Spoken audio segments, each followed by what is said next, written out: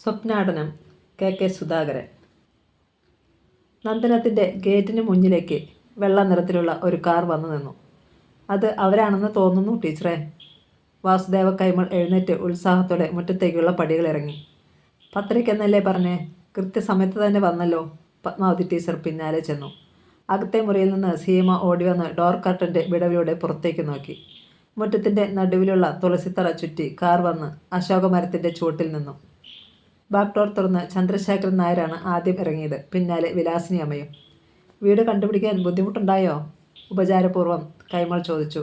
ഇല്ല, ഈ പുഴവാത് ഭാഗത്തൊക്കെ എനിക്ക് കുറച്ച് പരിചയമുണ്ട്. ഒക്കെ മാറിപ്പോയെങ്കിലും. വാസുദേവ കൈമളല്ലേ? പുഞ്ചിരിയോടെ ചന്ദ്രശേഖരൻ നായർ ചോദിച്ചു. അതെ, ആ നിൽക്കുന്നത് എൻ്റെ ഭാര്യ പത്മാവതി അമ്മ. ടീച്ചറെ ഉദ്ദേശിച്ച് കൈമൾ പറഞ്ഞു. കണ്ടപ്പോൾ തന്നെ മനസ്സിലായി, എങ്കിലും ചോദിച്ചു എന്നേ ഉള്ളൂ. അപ്പോഴാണ് ഫ്രണ്ട് ഡോർ തുറന്ന് വെളുത്തുമെലിഞ്ഞ ചെറുപ്പക്കാരനും ഒരു പെൺകുട്ടിയും ഇറങ്ങിയത്. അതാണ് എൻ്റെ മോൻ അരവിന്ദൻ. മറ്റേത് അവൻ്റെ അനിയത്തി അമ്പിളി. ഞങ്ങളെല്ലാവരും കൂടെ ഇങ്ങ് പോരാമെന്ന് വെച്ചു, ചന്ദ്രശേഖരൻ നായർ പറഞ്ഞു. അത് നന്നായി. പത്മാവതി ടീച്ചറിൻ്റെ കണ്ണുകൾ അരവിന്ദനെ ഒന്ന് ഒഴിഞ്ഞു. പയ്യൻ തെറ്റില്ല, ജ്യോതിക്ക് ചേരും. എല്ലാവരും കൂടെ അവിടെ അങ്ങ് നിന്നോ, കയറി വന്നോട്ടെ. ടീച്ചർ പുഞ്ചിരിയോടെ ക്ഷണിച്ചു. എല്ലാവരും പടികൾ കയറി സ്വീകരണ മുറിയിലേക്ക് വന്നു. സീമ അകത്തേക്ക് പാഞ്ഞു. ജ്യോതിയുടെ മുറിയിലേക്കാണ് അവൾ ചെന്നത്. വാതിൽ അടഞ്ഞു കിടക്കുകയായിരുന്നു അപ്പോൾ. ചേച്ചി, ഒരുങ്ങി കഴിഞ്ഞില്ലേ? ദാ അവർ വന്നു, വാതിൽ തുറക്ക്. സീമ മൃദുവായി കതകിൽ തട്ടി. ജ്യോതി പെട്ടെന്ന് ബോൾട്ടെടുത്ത് വാതിൽ തുറന്നു. സീമ അവളെ നിന്ന് നോക്കി. ശ്രീകോവിലിൻ്റെ നട തുറക്കുമ്പോൾ ദേവി വിഗ്രഹം കാണുന്നത് പോലെയായിരുന്നു അത്. നേർത്ത കസവ് കരയുള്ള സിൽക്ക് സാരിയായിരുന്നു ജ്യോതിയുടെ വേഷം. അതിന് മാച്ച് ചെയ്യുന്ന കസവ് കരയുള്ള ബ്ലൗസ്. സരസ്വതി ദേവിയുടെ ലോക്കറ്റുള്ള സ്വർണ്ണമാല മാറി. ഇരു കൈകളിലും ഓരോ കട്ടിവള. തുമ്പു കെട്ടാതെ വിതർത്തിട്ട സമൃദ്ധമായ മുടി കാതുകളിൽ ജമിക്കി. സുന്ദരിയായിട്ടുണ്ട്. സീമ അവളെ അഭിനന്ദിച്ചു. നിന്റെ ചേച്ചിയല്ല ഞാൻ, എങ്ങനെ സുന്ദരിയാകാതിരിക്കും? ശബ്ദമുയർത്താതെ രണ്ടുപേരും ചിരിച്ചു. അരവിന്ദൻ ചേട്ടനെ ഞാൻ കണ്ടു, വലിയ തെറ്റില്ല, സീമ അവളുടെ നിരീക്ഷണം അറിയിച്ചു. സ്വീകരണ മുറിയിൽ അപ്പോൾ സൗഹൃദ സംഭാഷണം നടക്കുകയായിരുന്നു. ഏറ്റുമാനൂർന്ന് എപ്പോൾ തിരിച്ചു? കൈമൾ ചോദിച്ചു. 9 മുമ്പ് ഇറങ്ങി. 10 വരെയല്ലേ രാഹുകാലം. അത് കഴിഞ്ഞ് ഇവിടെ വന്ന് കയറിയാൽ മതിയെന്ന് വിചാരിച്ച് പെരുന്നായിൽ വന്നപ്പോൾ ക്ഷേത്ര ദർശനം നടത്തി, ചന്ദ്രശേഖരൻ നായർ പറഞ്ഞു. അരവിന്ദൻ എന്താ ഒന്നും മിണ്ടാത്തെ? പത്മാവതി ടീച്ചർ ചോദിച്ചു. നിങ്ങൾ സംസാരിക്കുന്നത് കേൾക്കുകയായിരുന്നു, അയാൾ പുഞ്ചിരിച്ചു. അരവിന്ദന് ഏത് കമ്പനിയിലാണ് ജോലി? കാക്കനാട്ട് ഒരു അമേരിക്കൻ IT കമ്പനിയുണ്ട്, കാലിഫോർണിയ സോഫ്റ്റ്വെയർ സൊല്യൂഷൻസ്. അവിടെ എഞ്ചിനീയറാണ്, അരവിന്ദൻ പറഞ്ഞു. ജ്യോതി ഇവിടെ NSS കോളേജിൽ MA ഫൈനൽ ഇയറിന് പഠിക്കുകയാണ്. കഴിഞ്ഞ മാസം 21 വയസ്സ് പൂർത്തിയായി. 6 മാസത്തിനുള്ളിൽ അവളുടെ കല്യാണം നടക്കണം, അല്ലെങ്കിൽ 26 കഴിയണമെന്ന ജാതകത്തിൽ. അതുകൊണ്ട് കോഴ്സ് തീരാൻ കാക്കാതെ പത്രത്തിൽ ഞാനൊരു വിവാഹ പരസ്യം കൊടുത്തേ, കൈമൾ വിശദീകരിച്ചു. നക്ഷത്രം പുണർദമാണെന്ന് പരസ്യത്തിലുണ്ടായിരുന്നല്ലോ. അത് വെച്ച് നോക്കിച്ചപ്പം അരവിന്ദൻ്റെ മകയിരവുമായി ചേർച്ചക്കുറവൊന്നുമില്ലെന്ന് കണ്ടു. അതുകൊണ്ട് കുട്ടിയെ കാണാമെന്ന് ഞങ്ങൾ തീരുമാനിച്ചേ, വിലാസിനി അമ്മ പറഞ്ഞു. അതിനെന്താ, ജ്യോതിയുടെ ഗ്രഹനില തരാമല്ലോ, വിശദമായിട്ട് നോക്കിക്കണം, എന്നിട്ട് തീരുമാനമെടുക്കാം, കൈമൾ പറഞ്ഞു. മോളിപ്പം എന്താണ് പഠിക്കുന്നത്? പത്മാവതി അമ്മ അമ്പിളിയെ നോക്കി. BA ഫൈനൽ ഇയറാ, മാന്നാനത്ത് KE കോളേജിൽ, അവൾ പറഞ്ഞു. നിങ്ങൾ സംസാരിച്ചിരിക്കേ, ഞാനിപ്പം വരാം. പത്മാവതി അമ്മ എഴുന്നേറ്റ് അകത്തേക്ക് പോയി. സീമയുമൊത്ത് സംസാരിച്ചിരിക്കുകയായിരുന്നു ജ്യോതി. റെഡിയായില്ലേ മോളെ നീ? ചേച്ചി എപ്പോഴേ റെഡി, സീമയാണ് മറുപടി പറഞ്ഞത്. പത്മാവതി അമ്മ ജ്യോതി ഒന്ന് നോക്കി. അവളെ കണ്ടപ്പോൾ അവർക്ക് തൃപ്തിയായി. വാ, അവർ നിന്നെ കാണാൻ കാത്തിരിക്കുക. അമ്മയുടെ പിന്നാലെ അവൾ ഊണുമുറിയിലേക്ക് ചെന്നു. മേശപ്പുറത്ത് പലഹാരങ്ങൾ നിരന്നിട്ടുണ്ടായിരുന്നു. മേശയ്ക്ക് ചുറ്റും ചന്ദ്രശേഖരൻ നായരും വിലാസിനി അമ്മയും അരവിന്ദനും അമ്പിളിയും വാസുദേവ കൈമളും ഇരിക്കുന്നു. ഇതാണ് എൻ്റെ മോൾ ജ്യോതി, കൈമൾ അഭിമാനപൂർവ്വം പറഞ്ഞു. മുഖം കുനിച്ച് നിന്നതേയുള്ളൂ അവൾ. എല്ലാവരുടെയും കണ്ണുകൾ തന്നിലായിരിക്കുമെന്ന് അവൾക്കറിയാമായിരുന്നു. ഏതാ മോളുടെ സബ്ജക്റ്റ്? ചന്ദ്രശേഖരൻ നായർ ചോദിച്ചു. ഇക്കണോമിക്സ്, ജ്യോതി മുഖമുയർത്തി. അരവിന്ദന് ഒരു നോക്ക് കണ്ടു അവൾ. കല്യാണം കഴിഞ്ഞാലും കോഴ്സ് കംപ്ലീറ്റ് ചെയ്യണം. എത്ര വേണമെങ്കിലും മോൾക്ക് പഠിക്കാം. അക്കാര്യത്തിൽ ഞങ്ങൾക്കൊരു വിരോധവുമില്ല, വിലാസിനി അമ്മ പറഞ്ഞു. നന്ദിപൂർവ്വം അവൾ അവരെ ഒന്ന് നോക്കി. അരവിന്ദന് ഒന്നും ചോദിക്കാനില്ലേടാ? മകനോട് വിലാസിനി അമ്മ പുഞ്ചിരിയോടെ ചോദിച്ചു. എനിക്ക് പ്രത്യേകിച്ചൊന്നും ചോദിക്കാനില്ല അമ്മേ, അയാൾ പറഞ്ഞു. അത് കേട്ട് എല്ലാവരും ചിരിച്ചു.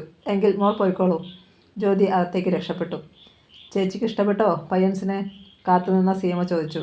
ജ്യോതി അവളുടെ കവളിൽ ലജ്ജയോടെ നുള്ളി. ചേച്ചിയുടെ അത്രയൊന്നും സൗന്ദര്യമില്ല, മനസ്സിൻ്റെ സൗന്ദര്യമാ മോളെ പ്രധാനം. ചായ കുടിച്ചു കഴിഞ്ഞ് ജ്യോതിയുടെ ഗ്രഹനില വാങ്ങി ചന്ദ്രശേഖരൻ നായരും കുടുംബവും യാത്ര പറഞ്ഞ് കാറിൽ കയറിപ്പോയി. പത്മാവതി അമ്മയും സീമയും സ്വീകരണ മുറിയിലേക്ക് വന്നു. അവരെന്തോ പറഞ്ഞിട്ടാ പോയേ? ടീച്ചർ ചോദിച്ചു. 2 ദിവസം കഴിഞ്ഞ് വിവരം അറിയിക്കും. കണ്ടിട്ട് സന്തുഷ്ട കുടുംബമാണെന്ന് തോന്നുന്നു. എല്ലാവരും കൂടല്ലയോ പെണ്ണ് കാണാൻ വന്നേ, സീമ പറഞ്ഞു. നമ്മളെന്താ സന്തുഷ്ട കുടുംബമല്ലയോ? കൈമൾ ചോദിച്ചു. അവൾ ചിരിച്ചു. വൈകുന്നേരമാണ് വിവേക് വന്നത്. കോട്ടയത്ത് അവൻ എൻട്രൻസ് കോച്ചിങ്ങിന് പോകുന്നുണ്ട്. ശനിയും ഞായറും മാത്രമേ ക്ലാസ്സുള്ളൂ. NSS ഹയർ സെക്കൻഡറി സ്കൂളിൽ അവൻ +2 പഠിക്കുകയാണ്. അസംഷനിൽ BSc ഹോം സയൻസിന് 2ാം വർഷമാണ് സീമ. ഏറ്റുമാനൂർന്ന് അവർ വന്നായിരുന്നു അമ്മേ? ചായ കുടിക്കുമ്പോൾ അവൻ പത്മാവതി അമ്മയോട് ചോദിച്ചു. വന്നായിരുന്നു. ഇഷ്ടപ്പെട്ടിട്ടാ പോയതെന്ന് തോന്നുന്നടാ. അളിയൻസിനെ എനിക്കൊന്നും കാണാൻ പറ്റിയില്ലല്ലോ, അവൻ ഖേദിച്ചു. അപ്പോഴാണ് ഫോൺ ബെല്ലടിച്ചത്. സീമ ചെന്ന് റിസീവർ എടുത്തു. മല്ലികയാണ് വിളിച്ചത്. ചേച്ചിക്കാ ഫോൺ, സീമ ഉറക്കെ പറഞ്ഞു. ജ്യോതി വന്ന് റിസീവർ വാങ്ങി. അവർ വന്നായിരുന്ന മോളെ? മല്ലിക ചോദിച്ചു. എങ്ങനെയുണ്ട് ആൾ? കണ്ടിട്ട് കുഴപ്പമൊന്നുമില്ലാത്ത ആളാണെന്ന് തോന്നുന്നു. ക്ലാസ്സിലെ ഏറ്റവും അടുപ്പമുള്ള കൂട്ടുകാരിയാണ് മല്ലിക. പെണ്ണുകാണലിൻ്റെ കാര്യം അവളോട് മാത്രമേ പറഞ്ഞിട്ടുള്ളൂ. വേറെ ആരെങ്കിലും പറഞ്ഞാൽ കോളേജ് മുഴുവൻ ഫ്ലാഷാകും. പക്ഷേ മല്ലികയെ വിശ്വസിക്കാം. മൂവാറ്റുപുഴയിലാണ് അവളുടെ വീട്. താമസം വിമൻസ് ഹോസ്റ്റലിൽ. ഇത് നടക്കുമോടി? മല്ലിക ചോദിച്ചു. അവർ ഇഷ്ടപ്പെട്ടാ പോയിരിക്കുന്നതെന്ന് തോന്നുന്നു. പഠിത്തം കഴിഞ്ഞിട്ട് പോരടി കല്യാണം. ഞാൻ പറഞ്ഞില്ലേ, ജാതകത്തിലെ പ്രശ്നം. അത് കാരണം അത്ര വേഗം. അച്ഛൻ പറഞ്ഞാൽ പിന്നെ ഞാൻ എതിർക്കത്തില്ല. ഞാനിപ്പോൾ റൂമിൽ ഒറ്റയ്ക്കാ, അതാ വിളിച്ചേ. സബിതയും ഷീബയും കൂടെ മാറ്റിനിക്ക് പോയിട്ട് വന്നില്ല. അപ്സരയിൽ ഇന്നലെ മമ്മൂട്ടിയുടെ പുതിയ പടം റിലീസായിട്ടുണ്ട്. മല്ലികയുടെ റൂംമേറ്റുകളാണ് സബിതയും ഷീബയും. മല്ലിക ഫോൺ വെച്ചു. തിങ്കളാഴ്ച രാവിലെ ജ്യോതി പതിവ് പോലെ 9:30 ആയപ്പോൾ കോളേജിലെത്തി. അപ്പോൾ നീല നിറത്തിലുള്ള ഒരു പുതിയ കാർ അവളെ കടന്ന് മുന്നോട്ട് പാഞ്ഞു ചെന്ന് പോർച്ചിനടുത്തുള്ള വാഗമരത്തിൻ്റെ ചൂട്ടിൽ ചെന്ന് നിന്നു. ഹരികൃഷ്ണൻ്റെ കാറാണതെന്ന് കണ്ടപ്പോൾ ജ്യോതി തലവെട്ടിച്ച് വേഗം നടന്നു. കാറിൽ നിന്ന് പൊട്ടിച്ചിരിച്ചുകൊണ്ട് ഹരികൃഷ്ണനും അഭിഷേകും സത്യനും ഇറങ്ങി. 3 പേരും ജ്യോതിയുടെ ക്ലാസ്സിലാണ് പഠിക്കുന്നത്. മെയിൻ ബ്ലോക്കിൽ 2ാമത്തെ നിലയിലാണ് MA എക്കണോമിക്സ് ക്ലാസ്. ജ്യോതി. അവൾ കോണിപ്പടികൾ കയറുമ്പോൾ പിന്നിൽ നിന്നൊരു വിളി കേട്ടു. ഹരികൃഷ്ണനായിരുന്നു അത്. അവൾ അറിയാതെ ഒന്ന് ഞെട്ടി. നെല്ലടോ, ഞങ്ങളും അങ്ങോട്ട് തന്നെയാണ്. ഹരികൃഷ്ണനും അഭിഷേകും സത്യനും മുകളിലേക്ക് ഓടിക്കയറി വന്നു. വേറെയും കുട്ടികൾ വരുന്നുണ്ടായിരുന്നു. Good morning. ഇന്ന് ജ്യോതി വളരെ സുന്ദരിയായിട്ടുണ്ട്. ഇത് ആർട്ടിഫിഷ്യൽ സൗന്ദര്യമല്ല, ജന്മനെ കിട്ടിയ സൗന്ദര്യമാണെന്ന് എനിക്കറിയാം. അതുകൊണ്ടാണ് എനിക്ക് തന്നോട് ഇത്ര ആരാധന, ഹരികൃഷ്ണൻ പറഞ്ഞു. അവനെ വിട്ടിട്ട് സത്യനും അഭിഷേകും പുഞ്ചിരിയോടെ കടന്നുപോയി. അരിശം കൊണ്ട് ജ്യോതിയുടെ മുഖം ചുവന്നു. ഹരികൃഷ്ണൻ, എന്നോട് ഇങ്ങനെയൊന്നും സംസാരിക്കരുതെന്ന് എത്രയോ തവണ ഞാൻ പറഞ്ഞിട്ടുണ്ട്. പിന്നെ എങ്ങനെ സംസാരിക്കാനാണ്? കുറച്ചുകൂടി സിമ്പിളായിട്ട് പറയണമെന്നാണെങ്കിൽ എനിക്ക് തന്നെ വലിയ ഇഷ്ടമാണ്. കുട്ടികൾ ആരെങ്കിലും ശ്രദ്ധിക്കുന്നുണ്ടോ എന്ന് ജ്യോതി ഭയത്തോടെ തലതിരിച്ചു നോക്കി. കോണിപ്പടി കയറി വരാന്തിലൂടെ ക്ലാസ്സിന് നേരെ നടക്കുകയായിരുന്നു അവർ. ഭാസ്കർ മാഷിൻ്റെ ആ പാട്ട് താൻ കേട്ടിട്ടില്ലേ? വെറുതെ ഞാൻ എന്തിനെരിയും വെയിലത്ത് കയ്യിലും കുത്തി നടക്കണം. വേറെയാണ് വിചാരമെങ്കിൽ നേരമായത് ചൊല്ലുവാൻ. ഈണത്തിൽ ഹരികൃഷ്ണൻ പാടി. വേറെയാണ് വിചാരം, അവൾ പെട്ടെന്ന് പറഞ്ഞു. എന്നുവെച്ചാൽ? അവനൊന്ന് പകച്ചു നോക്കി. എൻ്റെ കല്യാണം തീരുമാനിച്ചു. എന്നെ ഇനി ഇങ്ങനെ ശല്യപ്പെടുത്തരുത്. ഹരികൃഷ്ണൻ പൊട്ടിച്ചിരിച്ചു. നമ്പർ കൊള്ളാം. എന്നെ നിരുത്സാഹപ്പെടുത്താനല്ലേ താനിങ്ങനെ പറയുന്നത്? MA കഴിയാതെ തൻ്റെ അച്ഛൻ കല്യാണം നടത്തത്തില്ലെന്ന് എനിക്കറിയാം. അപ്പോഴേക്ക് അവർ ക്ലാസ്സിന് മുമ്പിൽ എത്തിക്കഴിഞ്ഞിരുന്നു. ജ്യോതി ആശ്വസ്തരെ ക്ലാസ്സിലേക്ക് കയറി രക്ഷപ്പെട്ടു. മറ്റു കുട്ടികളുണ്ടായിരുന്നുകൊണ്ട് ഹരികൃഷ്ണൻ തൽക്കാലം ശല്യപ്പെടുത്തുകയില്ല. കുറേ നാളായി അവൻ ഇങ്ങനെ പിന്നാലെ നടക്കാൻ തുടങ്ങിയിട്ട്. സുന്ദരനാണ്. കാശുള്ള വീട്ടിലെ ഏക മകനാണ്. അതിൻ്റെ സകല ദുശീലങ്ങളുമുണ്ട്. ഒട്ടും നല്ല കഥകളല്ല ഹരികൃഷ്ണനെക്കുറിച്ച് കേൾക്കുന്നത്. ക്ലാസ്സിൽ മല്ലികയും സബിതയും ഷീബയും ഉണ്ടായിരുന്നു. ജ്യോതി ചെന്ന് മല്ലികയുടെ അടുത്തിരുന്നു. മമ്മൂട്ടിയുടെ ബിഗ് ബിയുടെ കഥ കൂട്ടുകാരികൾക്ക് വിവരിച്ചു കൊടുക്കുകയായിരുന്നു ഷീബ. ബെല്ലടിച്ചു കഴിഞ്ഞാണ് ഹരികൃഷ്ണനും സംഘവും ക്ലാസ്സിൽ വന്നത്. പെൺകുട്ടികളുടെ ഭാഗത്തേക്ക് അവനൊന്ന് നോക്കി. ജ്യോതിയെ കണ്ണുകൾ കൊണ്ട് ഒന്ന് ഒഴിഞ്ഞിട്ട് അവൻ ഏറ്റവും പിന്നിലെ സീറ്റിൽ ചെന്നിരുന്നു. അന്നുച്ചയ്ക്ക് മല്ലികയോട് മാത്രം പെണ്ണുകാണലിൻ്റെ വിശദാംശങ്ങൾ ജ്യോതി പറഞ്ഞു. കല്യാണം നടക്കുമോടി? മല്ലിക ചോദിച്ചു. നടന്നാലേ അച്ഛനും അമ്മയ്ക്കും സമാധാനം കിട്ടൂ. എനിക്കും. അതെന്താ? ആ ഹരികൃഷ്ണൻ്റെ ശല്യം വല്ലാതെ കൂടിയിട്ടുണ്ട്. ഏയ്, അവൻ വെറുതെ തമാശയ്ക്ക്. മല്ലിക അത് ലഘൂകരിച്ചു. അല്ലടി, ഇതൊരു തരം ഭ്രാന്താണ്. എത്ര പറഞ്ഞിട്ടും പിന്നാലെ കൂടിയിരിക്കുകയാണ് എന്നെ കല്യാണം കഴിക്കണമെന്ന്. എന്നാൽ പിന്നെ ജാതകം തരാൻ പറയടി, കളിയായി മല്ലിക പറഞ്ഞു. അവൻ ഒരുപാട് പെൺപിള്ളേർക്ക് ജാതകം കൊടുത്തു കാണും ഈ പ്രായത്തിനിടയിൽ. വൈകുന്നേരം ജ്യോതി വീട്ടിൽ ചെന്നപ്പോൾ സന്തോഷ വാർത്തയുമായി പത്മാവതി അമ്മ കാത്തിരിക്കുന്നുണ്ടായിരുന്നു. ആ അരവിന്ദിൻ്റെ അച്ഛൻ ഇന്ന് വിളിച്ചിട്ടുണ്ടായിരുന്നു മോളെ. ജാതകം നല്ല ചേർച്ച. പുഞ്ചിരിച്ചതല്ലാതെ അവളൊന്നും മിണ്ടിയില്ല. അടുത്ത മാസം നിശ്ചയം നടത്തി പിന്നത്തെ മാസം കല്യാണം. പക്ഷേ ഇത്ര പെട്ടെന്ന് അതോർത്തപ്പോൾ അവൾക്ക് ചെറിയ പരിഭ്രമം അനുഭവപ്പെടാതിരുന്നില്ല. സന്ധ്യ കഴിഞ്ഞാണ് വാസുദേവ കൈമൾ ഓഫീസിൽ നിന്ന് എത്തിയത്. അദ്ദേഹം ജ്യോതിയെ വിളിച്ചു. മോളെ, ആ കല്യാണം അങ്ങ് ഉറപ്പിച്ചു കേട്ടോ. അച്ഛൻ്റെ ഇഷ്ടം പോലെ ചെയ്യേ, അവൾ പറഞ്ഞു. നിനക്ക് അതൃപ്തിയൊന്നുമില്ലല്ലോ? ഇല്ല അച്ഛാ. ശരി, അടുത്ത ഞായറാഴ്ച വാക്കുറപ്പിക്കാൻ പോകാം. നാളെ തന്നെ അവരോട് വിളിച്ചു പറയാം. മല്ലികയെ വിവരം അറിയിക്കാൻ പിറ്റേന്ന് വരെ കാത്തിരിക്കാൻ ക്ഷമയുണ്ടായിരുന്നില്ല ജ്യോതിക്ക്. അവൾ ആരും കാണാതെ ഹോസ്റ്റലിലേക്ക് ഫോൺ ചെയ്ത് മല്ലികയെ വിളിച്ചു. എടി, അവർക്ക് സമ്മതമാണെന്ന് അറിയിച്ചിട്ടുണ്ട്. നേരാണോടി? അപ്പോൾ ഉടൻ കല്യാണം കാണുമല്ലോ? ആഹ്ലാദത്തോടെ മല്ലിക പറഞ്ഞു. മിക്കവാറും 2 മാസത്തിനകം. അടുത്ത ഞായറാഴ്ച വാക്കുറപ്പാണ്. നന്നായി. ഇക്കാര്യം അറിയുമ്പോൾ ഹരികൃഷ്ണൻ അടങ്ങിക്കോളും. ഇന്ന് ഞാൻ അക്കാര്യം അവനോടൊന്ന് സൂചിപ്പിച്ചു. പക്ഷേ അവന് അതത്ര വിശ്വാസമായില്ല.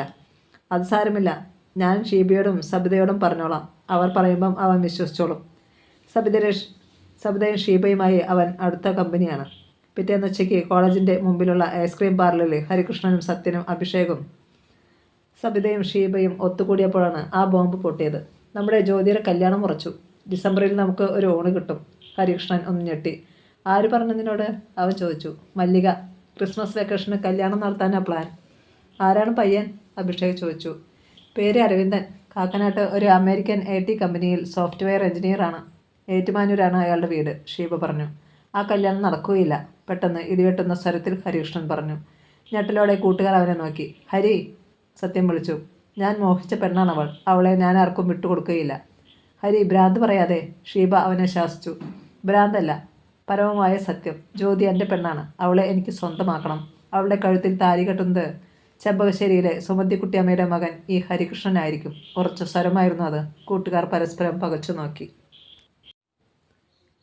കാക്കനാട്ടുള്ള കാലിഫോർണിയ സോഫ്റ്റ്വെയർ സൊല്യൂഷൻസ് എന്ന കമ്പനിയുടെ 4 നില കെട്ടിടത്തിൽ 3-ാം നിലയിലായിരുന്നു അരവിന്ദൻ്റെ മുറി. ഉച്ചയ്ക്ക് 12 മണിയായപ്പോൾ റിസപ്ഷനിൽ നിന്ന് അയാൾക്കൊരു ഫോൺ വന്നു. സാറിനൊരു വിസിറ്ററുണ്ട്. 1 ജയമോഹൻ ഫ്രം ചങ്ങനാശ്ശേരി. അങ്ങനെ ഒരാളെ അരവിന്ദന് പരിചയമുണ്ടായിരുന്നില്ല. ഒരു പക്ഷേ ജ്യോതിയുടെ ബന്ധുവാണെങ്കിലോ? വരാൻ പറയൂ. 2 മിനിറ്റ് കഴിഞ്ഞപ്പോൾ ഫ്ലഷ് ഡോർ തുറന്ന് സുമുഖനായ ഒരു ചെറുപ്പക്കാരൻ അകത്തേക്ക് കയറി വന്നു. അരവിന്ദൻ സാറല്ലേ? അയാൾ ചോദിച്ചു. Yes, please take your seat, Aravindan പറഞ്ഞു. ചെറുപ്പക്കാരനിരുന്നു. എയർ കണ്ടീഷൻ ചെയ്ത ആ മുറിയിൽ അയാൾ ഒരു നിമിഷം കണ്ണൊളിച്ചു. കമ്പ്യൂട്ടറിൻ്റെ സ്ക്രീനിലേക്ക് കൂട്ടത്തോടെ കുറേ കുതിരകൾ കുതിച്ചു വന്നു. ജ്യോതിക്ക് എല്ലാം കൊണ്ടും യോജിച്ച വരൻ സാറാണെന്ന് എനിക്കറിയാം. എങ്കിലും ഒരു പ്രധാനപ്പെട്ട സത്യം പറയാതെ വയ്യ. അതിനാണ് ഞാനിപ്പോൾ വന്നത്. അരവിന്ദനെ നോക്കി ചെറുപ്പക്കാരൻ പറഞ്ഞു. ആരാണ് നിങ്ങൾ? പേര് ജയമോഹൻ. പെരുന്നായിലെ ഒരു പാരലൽ കോളേജ് അധ്യാപകനാണ്. MA ഫസ്റ്റ് ക്ലാസ്സിൽ പാസ്സായിട്ടുണ്ട്. അതല്ല പ്രധാനം. കഴിഞ്ഞ 2 കൊല്ലമായി ജ്യോതിയും ഞാനും സ്നേഹത്തിലാണ്. അരവിന്ദൻ ഒന്ന് ഞെട്ടി. അവൾ ഇപ്പോഴും എന്നെ സ്നേഹിക്കുന്നു സാർ. ഞങ്ങൾക്ക് പിരിയാൻ പറ്റില്ല. പിന്നെ ജ്യോതി കല്യാണത്തിന് സമ്മതിച്ചതോ? അരവിന്ദൻ ചോദിച്ചു. അച്ഛനും അമ്മയും അത്രയ്ക്ക് നിർബന്ധിക്കുന്നത് കൊണ്ട് മാത്രമാണ്. അവളുടെ ജാതകത്തിൽ ചെറിയ പ്രശ്നമുണ്ട്. 6 മാസത്തിനുള്ളിൽ കല്യാണം നടന്നില്ലെങ്കിൽ. ചെറുപ്പക്കാരനൊന്ന് നിർത്തി. കേട്ടത് വിശ്വസിക്കാനാവാതെ അരവിന്ദൻ ധരിച്ചിരുന്നു. ഒരു പക്ഷേ സാർ അവളെ കല്യാണം കഴിച്ചാലും ഞങ്ങളുടെ സ്നേഹം അവസാനിക്കുകയില്ല. കാരണം അവൾ എന്നെ പ്രാണനെ പോലെ സ്നേഹിക്കുന്നു. വീട്ടിൽ എനിക്ക് അമ്മ മാത്രമേ ഉള്ളൂ. അമ്മയില്ലാത്ത നേരത്ത് അവൾ എൻ്റെ വീട്ടിൽ വരാറുണ്ട്. അവളെനിക്ക് തരാത്തതൊന്നും ഇനി സാറിന് തരാൻ കാണില്ല. ചെറുപ്പക്കാരൻ മെല്ലെ എഴുന്നേറ്റു. ഒരപേക്ഷയുണ്ട്. സാർ ഈ കല്യാണത്തിൽ നിന്ന് പിന്മാറണം. ഞങ്ങളെ സഹായിക്കണം, അനുഗ്രഹിക്കണം. അരവിന്ദൻ സ്തബ്ധനായിരുന്നു. അയാളെ ഒന്ന് തൊഴുതിട്ട് ചെറുപ്പക്കാരൻ വാതിൽ തുറന്ന് പുറത്തേക്ക് പോയി. കമ്പനിയുടെ ഗേറ്റിന് വെളിയിൽ നീല നിറത്തിലുള്ള ഒരു കാർ പാർക്ക് ചെയ്തിട്ടുണ്ടായിരുന്നു. അഭിഷേക് ചെന്നപ്പോൾ ഹരികൃഷ്ണനും സത്യനും കാറിൽ നിന്ന് ചാടിയിറങ്ങി. കണ്ടോടാ? ഉദ്യോഗത്തോടെ ഹരികൃഷ്ണൻ ചോദിച്ചു. കണ്ടു എന്ന് മാത്രമല്ല, നീ പഠിപ്പിച്ച ഡയലോഗുകൾ സുന്ദരമായി പറഞ്ഞ് അഭിനയിക്കുകയും ചെയ്തു. Aravinda sir flat.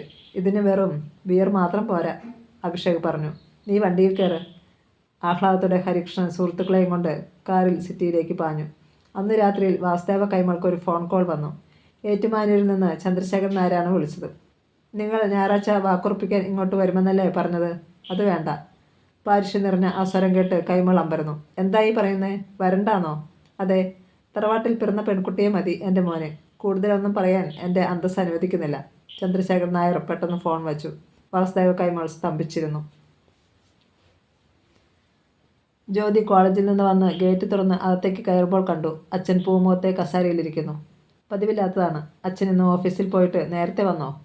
ഒതുക്കുപടിയിലെ ചുവട്ടിൽ ചെരുപ്പ് അഴിച്ചു വെച്ചിട്ട് ജ്യോതി പൂമുഖത്തേക്ക് കയറി ചെന്നു. നില്ലവിടെ, പെട്ടെന്ന് വാസുദേവ കൈമൾ പറഞ്ഞു. ഒരു ഞെട്ടലോടെ അവൾ നിന്നു. അച്ഛൻ്റെ സ്വരത്തിലെ പാരുഷ്യം മനസ്സിലായപ്പോൾ എന്തോ പന്തികേടുണ്ടെന്ന് അവൾക്ക് തോന്നി. എന്താച്ചാ? ഒരു കാര്യം ചോദിച്ചാൽ നീ സത്യം പറയണം. ആരാണ് ജയമോഹൻ? ഗൗരവത്തിലായിരുന്നു കൈമളുടെ ചോദ്യം. ജ്യോതി ഒന്ന് പകച്ചു. ജയമോഹനോ? അങ്ങനെ ഒരാളെ എനിക്ക് പരിചയമില്ലല്ലോ അച്ഛാ. നീ കേട്ടിട്ട് പോലുമില്ല? പെരുന്നയിലാണ് അവൻ്റെ വീട്. പാരലൽ കോളേജ് അധ്യാപകനാണ്. എത്ര ശ്രമിച്ചിട്ടും ജ്യോതിക്ക് അങ്ങനെ ഒരാളെ ഓർമ്മ വന്നില്ല. ഇല്ല അച്ഛാ, എനിക്കറിയില്ല. എന്തോ കാര്യമായി സംഭവിച്ചിട്ടുണ്ടെന്ന് അവൾക്ക് മനസ്സിലായി. അല്ലെങ്കിൽ അച്ഛൻ ഇങ്ങനെയൊന്നും ചോദിക്കുകയില്ല. മോൾ പോയിക്കോ, ഒടുവിൽ വാസുദേവ കൈമൾ പറഞ്ഞു. അത് കേട്ടുകൊണ്ടാണ് പത്മാവതി ടീച്ചർ വന്നത്.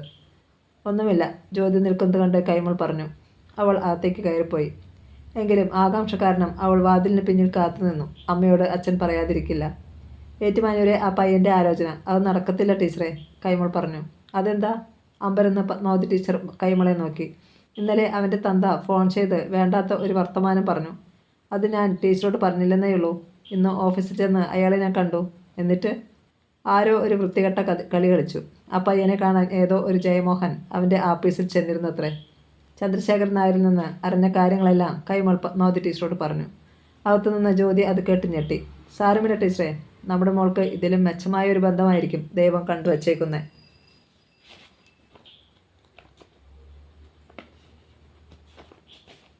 കൈമൾ ആശ്വസിപ്പിച്ചു.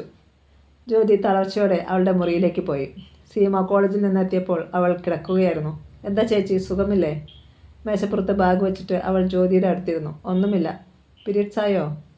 ആ സമയത്ത് ജ്യോതിക്ക് ചില അസ്വസ്ഥതകൾ ഉണ്ടാകാറുണ്ട്. ഇല്ല. പിന്നെന്താ ഇങ്ങനെ കിടക്കുന്നേ? കോളേജിൽ ആരുമായിട്ടെങ്കിലും പിണങ്ങിയോ? ഇല്ല മോളെ, അതൊന്നുമല്ല. ഏറ്റുമാനൂരിൽ നിന്ന് വന്ന ആലോചനയില്ലേ, അത് നടക്കത്തില്ല. ചെറിയ ഷോക്കായിരുന്നു സീമയ്ക്ക് ആ വാർത്ത. കാരണം ഒരു ജയമോഹൻ. അച്ഛൻ അമ്മയോട് പറയുന്നത് കേട്ട് മനസ്സിലാക്കിയ കാര്യങ്ങളെല്ലാം അവൾ സീമയോട് പറഞ്ഞു. ചേച്ചിക്ക് വല്ല ഐഡിയയും ഉണ്ടോ അതാരാണെന്ന്? എല്ലാം കേട്ട് കഴിഞ്ഞപ്പോൾ സീമ ചോദിച്ചു. അത് ചിലപ്പോൾ അവനായിരിക്കും, ആ ഹരികൃഷ്ണൻ. ഞാൻ പറഞ്ഞിട്ടില്ലേ, എന്തിനും മടിക്കാത്തവനവൻ. എന്തായാലും ചേച്ചി അവനോട് ചോദിക്കാനൊന്നും പോകണ്ട. നാണം കെടുന്നത് നമ്മളായിരിക്കും, സീമ അവളെ ഉപദേശിച്ചു. ഞാൻ ചോദിക്കാനൊന്നും പോകുന്നില്ല. ഈ കല്യാണം അലസിപ്പോയതിൽ എനിക്ക് വിഷമമൊന്നുമില്ല മോളെ. പക്ഷേ അതല്ല എൻ്റെ മനപ്രയാസം. എന്നെക്കുറിച്ച് ഓരോ അപവാദങ്ങൾ പരത്തുന്നതിലാണ്. ജ്യോതിയുടെ തൊണ്ടയിടറി. പിറ്റേന്ന് ഇൻ്റർവെൽ സമയത്ത് ഹരികൃഷ്ണനും സത്യനും അഭിഷേകും കോളേജ് ക്യാൻറ്റീനിൽ ഇരിക്കുമ്പോഴാണ് ഷീബയും സബിതയും അങ്ങോട്ട് വന്നത്.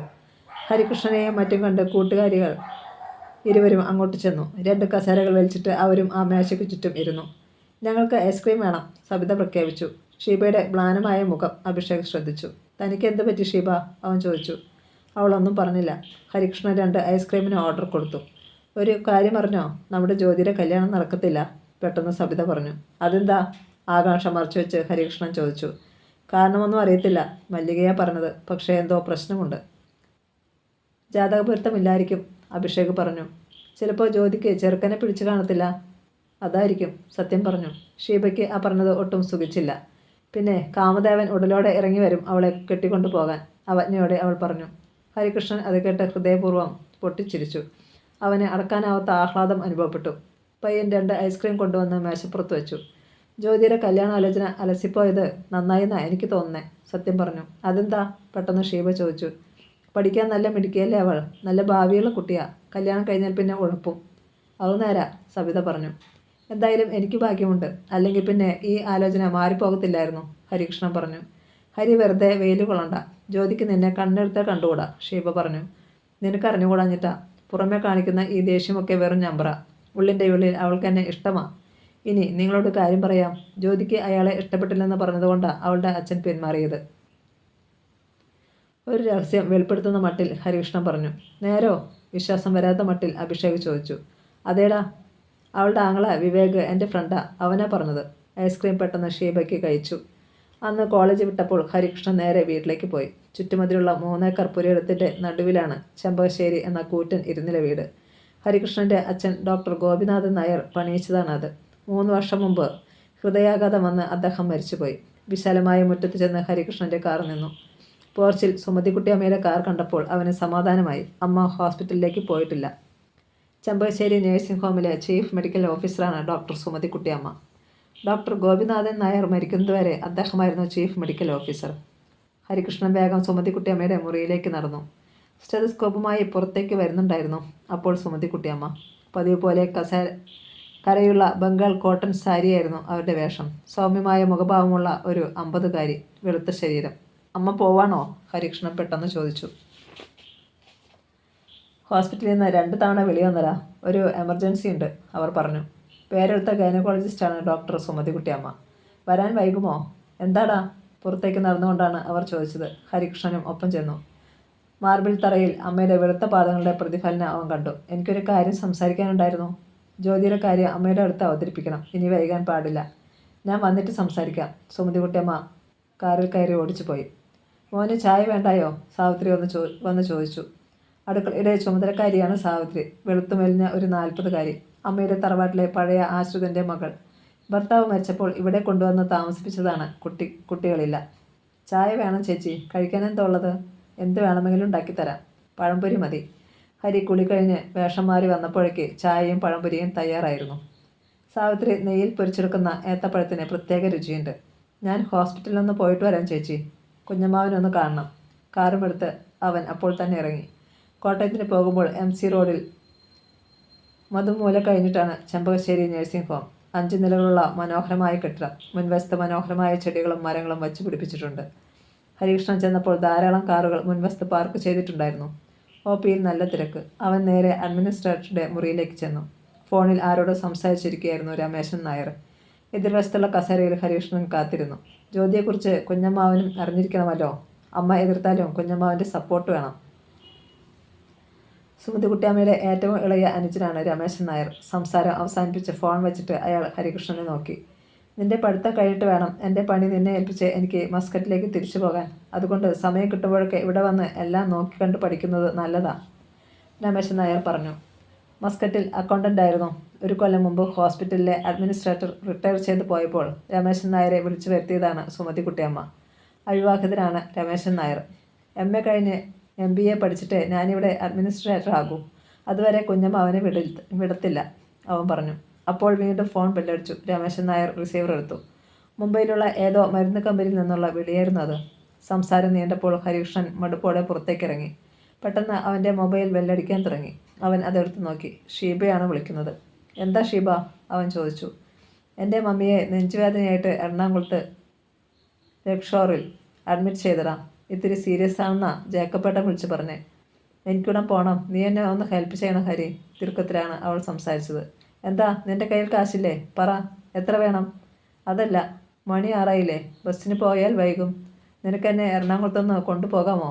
ഹരികൃഷ്ണൻ ഒന്ന് ആലോചിച്ചു. പോയാൽ തിരിച്ചു വരാൻ വൈകും. പക്ഷേ ഇത്തരമൊരു ആപൽഘട്ടത്തിൽ ഒരാൾ സഹായം അഭ്യർത്ഥിക്കുമ്പോൾ. നീ റെഡിയായിന്നില്ലേ? ഞാൻ വരാം. അവൻ രമേശൻ നായരുടെ അടുത്തേക്ക് വേഗം ചെന്നു. കുഞ്ഞമ്മാവാ, ഞാൻ എറണാകുളം വരെ ഒന്ന് പോവാം. ഒരു ഫ്രണ്ടിൻ്റെ അമ്മ സീരിയസ് ആയി ഹോസ്പിറ്റലിലാണ്. ചിലപ്പോൾ വരാൻ വൈകും. അമ്മയോടൊന്ന് പറഞ്ഞേക്കണേ. സൂക്ഷിച്ച് വണ്ടി ഓടിക്കണം. ഹൈവേയാ, രമേശൻ നായർ മുന്നറിയിപ്പ് കൊടുത്തു. ഹരികൃഷ്ണൻ അപ്പോൾ തന്നെ കോളേജ് വിമൻസ് ഹോസ്റ്റലിലേക്ക് ചെന്നു. പുറത്ത് ഭാഗമായി തയ്യാറായി നിൽക്കുന്നുണ്ടായിരുന്നു ഷീബ. സബിതയും മല്ലികയും ഉണ്ടായിരുന്നു അവളുടെ കൂടെ. ഷീബ വേഗം വന്ന് ഫ്രണ്ട് ഡോർ തുറന്ന് ഹരികൃഷ്ണൻ്റെ അടുത്തിരുന്നു. സബിത വരുന്നില്ലേ? അവൻ ചോദിച്ചു. അവൾക്ക് നല്ല സുഖമില്ല. നമുക്ക് പോകാം ഹരി. സമയം കളയാനില്ല, ഷീബ ധൃതി വച്ചു. കൂടുതലൊന്നും ചോദിക്കാതെ അവൻ കാർ മുന്നോട്ടെടുത്തു.